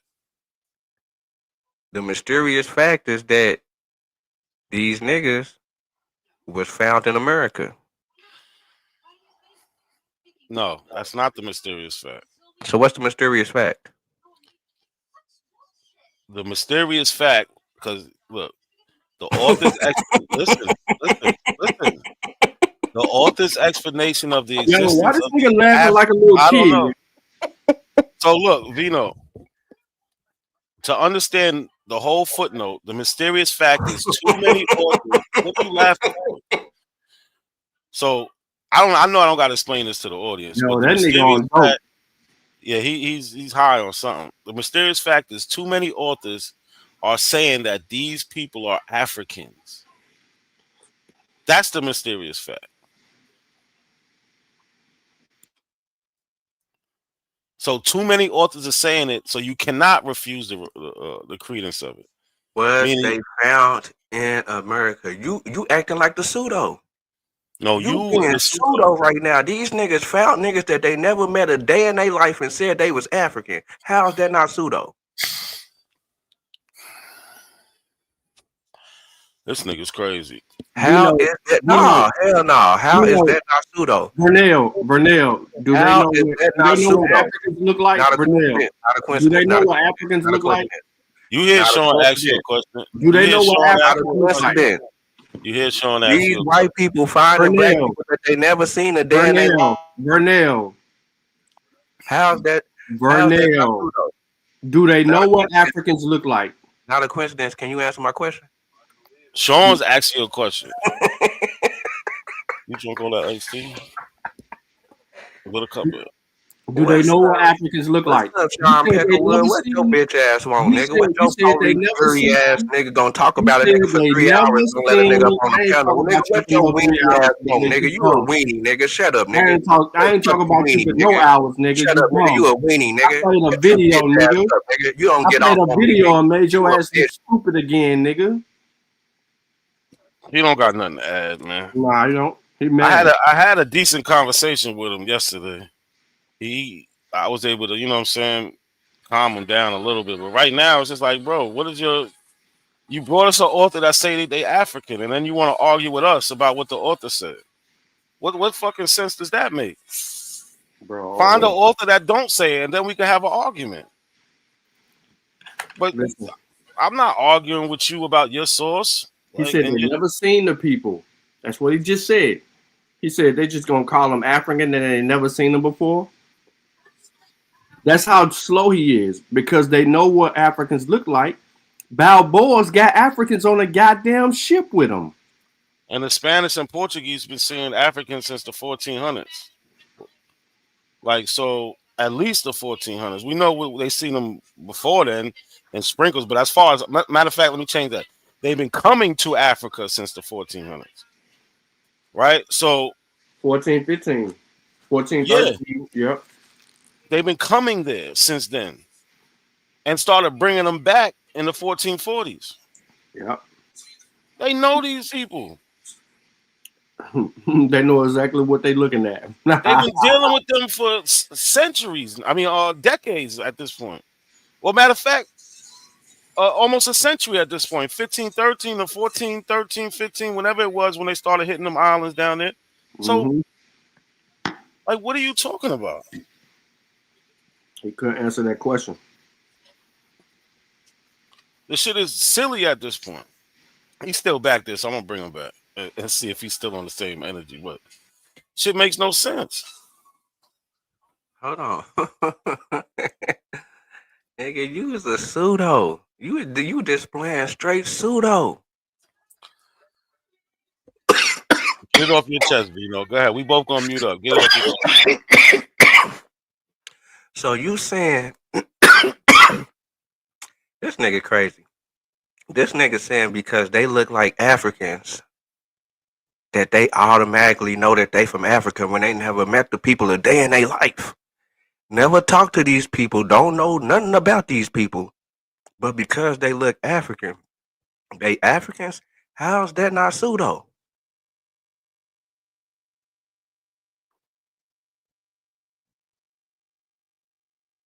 That's a prime example of putting your own assumption on people that you don't even know the fact about.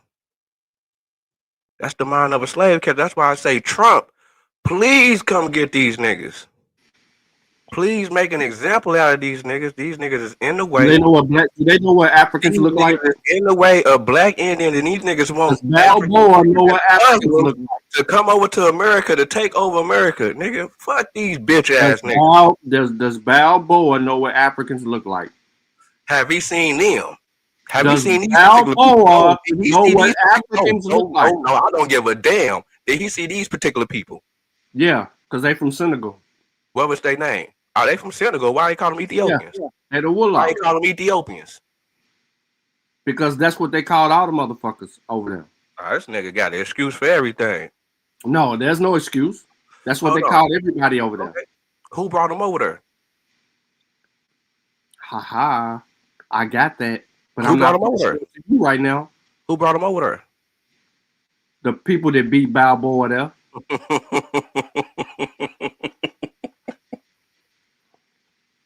Hold on. So again, you asking me all these questions, but you can't answer. You can't ask me nothing. Do they know what Africans look like? These black Do they people know what that Africans look like? or is these black people that's Do in they their know army? what Africans look like? Is these black people that's pick cotton or these Do black they people that know?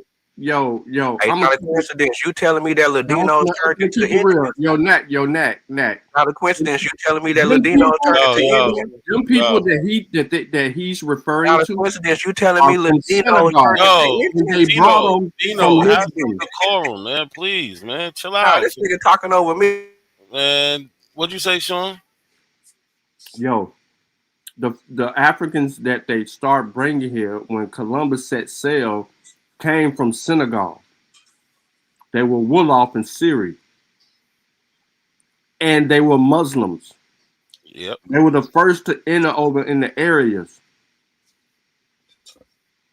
So while he's sitting over here saying what he's saying, he ain't even understanding the whole play. They came. They bring over Latinos. They came since Not a 1492. coincidence. They Did they always bring had over you over here. Latinos or Bozels first? Who did they bring over first? Here we Not go. a coincidence. Here we go. Who they bring over first? Not a coincidence. Nick can't They deal brought with A, but Latinos he first. B. Huh? They brought Latinos first. Was Ladino straight from Africa?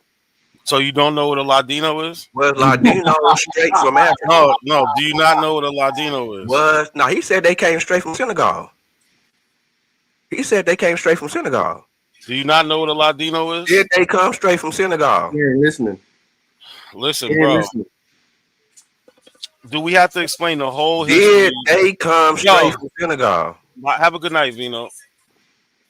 It's like we just explained it. They was taking Africans from the continent since the 1400s. These people are from places that Sean just told you about. Also from the Congo. They went into Senegambia. They got Senegambians, brought them back into Europe, and then they would leave and dock from Lisbon and these other ports that are in Europe or in the Mediterranean region that are European nations and travel to the Americas with these motherfuckers on the ship. That's one of the reasons why I bought Michael Gomez's book, because there's some attestations about these Muslims traveling to the Atlantic, and all he do is talk about Islam and Muslims.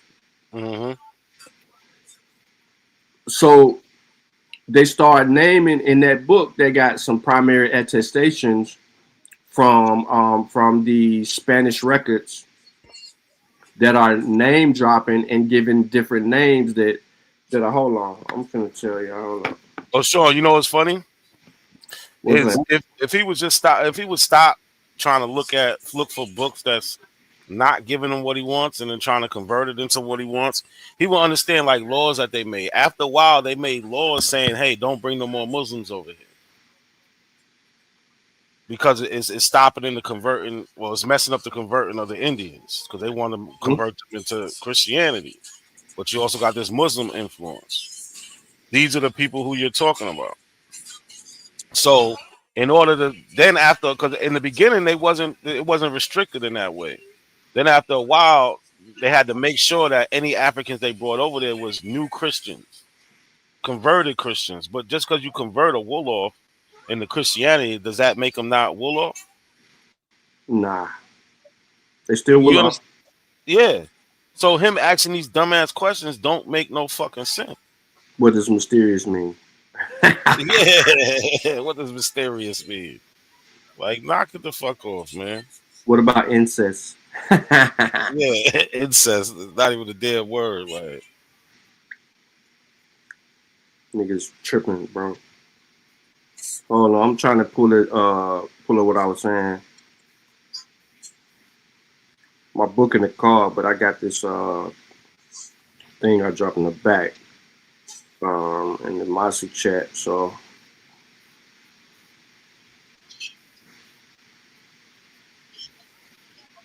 that bitch at. See, this is what I'm saying, yo. Like he just be. That's how you know niggas don't read or study, bro. Cause you. like Vino, if you would have came up here and was actually trying to have a conversation, that shit would have went a lot further than you just asking a million questions for no damn reason.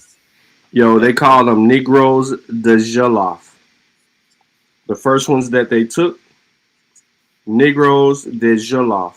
They were from Senegambia. Those are the Wolof. That's the name that the Portuguese and the Spanish used earlier on.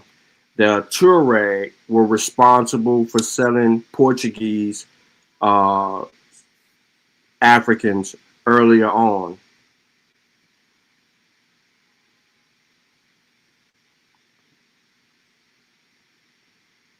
So that word that you'll find in their records saying that exact word, Negroes de Jollof. Mm-hmm.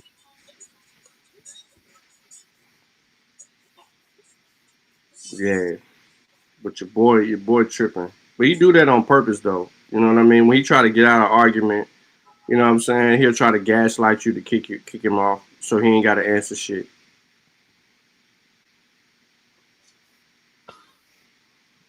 Yeah, say straight bullshit. They do it all the time. Hood, I'm gonna put the source in the. I'm gonna put the link in the chat for you, since you asking for this book. Which Wait, one he what? talking What? about? The Wait, book you showing? I don't know. I'm not sure. He said what source? What's that source? Which one were you talking about?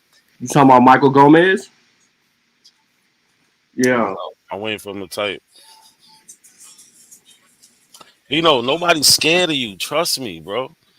Man, listen, Nobody wants to argue with you. That's the problem you don't get. I come to the realization that in order for him to feel um, extreme confidence about himself, he's got to say some shit that ain't even real. Mm-hmm.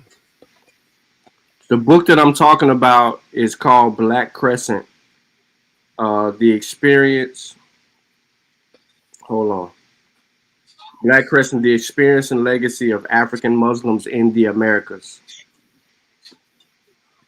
And he get to it immediately in the book. Nah, Hood. They did bring later. Yeah, because they made a deal with the Congo. So look, they made a deal with the Congo, and Congo was helping them get enslaved Africans. So at first, they wasn't necessarily bringing people straight from the Congo. You know what I'm saying? Because Yeah, that's what was helping them. They ain't religious yet. They ain't religious until later on. So early in 1492, if you go back and you do that little math, they ain't even getting nobody from the Gold Coast or Windward Coast. You know what I'm saying? None of that. Yeah, not yet. Yeah. And the Congo, they converted in what, the 1500s, right? Yeah. 15 something. The 1500s is when the Congo get to going. Yeah. Juan Marino, that's John the Black. He the nigga on the ship with Columbus. Yeah. Or Juan Preto, however you say that name. He the first one on the ship. He said found Africans is crazy. That's his source. He just don't get it. Like if he just came up here and had the conversation, it wouldn't even be a problem because we like having these conversations. That's the whole point of us going live, is to have these type of conversations. But nobody wants to argue and yell and scream. Go to Smoke Signal channel or BAP channel and do that shit. We're not doing that shit over here. Yeah, it could get heated at times with that, but no, we calming that shit the fuck down. Like, nobody wants. Sean, do you want to do that shit, yelling back and forth? Nah, bro. I don't.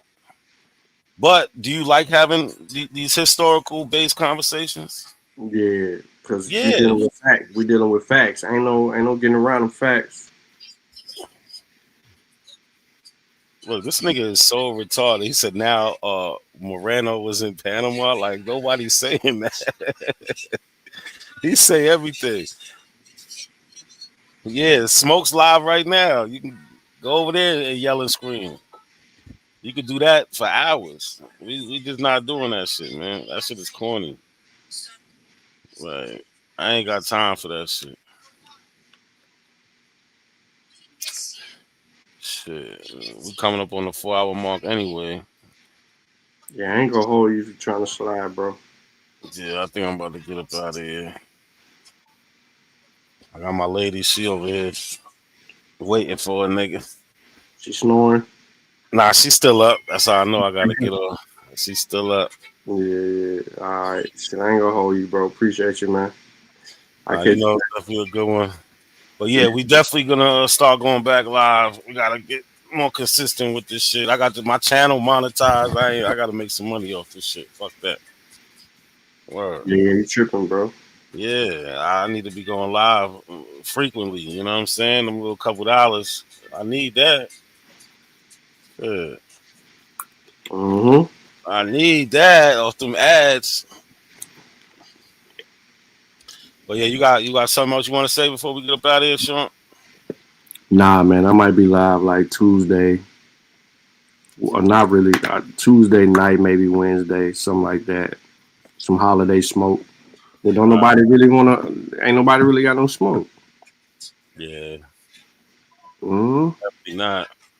So you know what you got to do. You got Look to what he's saying. Look what he's saying, though. Look. Let me see. Hold on. Now the Panama Cimarroons are blacks. That was the Christopher Columbus. This nigga is stupid. Like, who the fuck said that? Like, them niggas will make some shit It up. don't even matter, bro. It don't even matter. The source that we got tell you that the Cimarroons in Panama are Africans. Period. Even when you say maroons, when you say Cimarroons or maroons, the conversation That's ends. African. Yeah, that's those are the African. But the point of even bringing up Columbus was to say that black people been coming since Columbus came, and with every explorer after that, they came. Like, so I don't get what the fuck he's trying to say. That nigga need to get off the internet and start reading a book. Absolutely. Solve a lot of his problems right there. Yeah, but we out of here, Sean. All right, bro. Yo, Andy, I'm out of here. What tribe you from? I'm Blackfoot Cherokee. You Blackfoot Cherokee? Yes, sir. That's all right. Yeah. You got your little stuff and all that on today? Yeah. You know, I'm a little Cherokee too. Okay. Yeah. Can I speak to you in Cherokee language? I don't know as much as I suppose. I'm gonna show you how to say something, right? So you want to say, "Hey, black brother." Okay. Go ahead. No, I'm alright, bro. Huh? I got you. You got me? Yeah. Did you understand that? Yeah. Yeah, because I like every time I see one of my Cherokee brothers, I like to say, you know what I'm saying? Represent. Yeah. Well, I'm from Wakanda. Wakanda. Okay. Yeah. Forever. Forever. Yeah.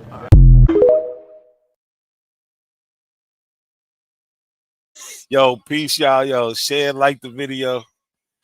We out of here. I'll catch y'all next time. See, we're talking about black and African Americans. We're not talking about this beef shit that we're on. We're not on this drama shit right now. We're on Aboriginal TV's channel talking about Pan-Africans throwing shots at the Aboriginals. A Pan-African came on here, our brother, that makes our shows live for real. I gotta say, all of us need to like sneak together and throw this nigga like $10 because he's one of the only Pan-African boo-boos that come up here and put up a fight. People that just come up here need to see that. They need to see an African, and they need to see an Indian, and they need to see the debate so they could choose a side. Not a coincidence is a major factor in this community, and people don't even know it. Goofy motherfuckers.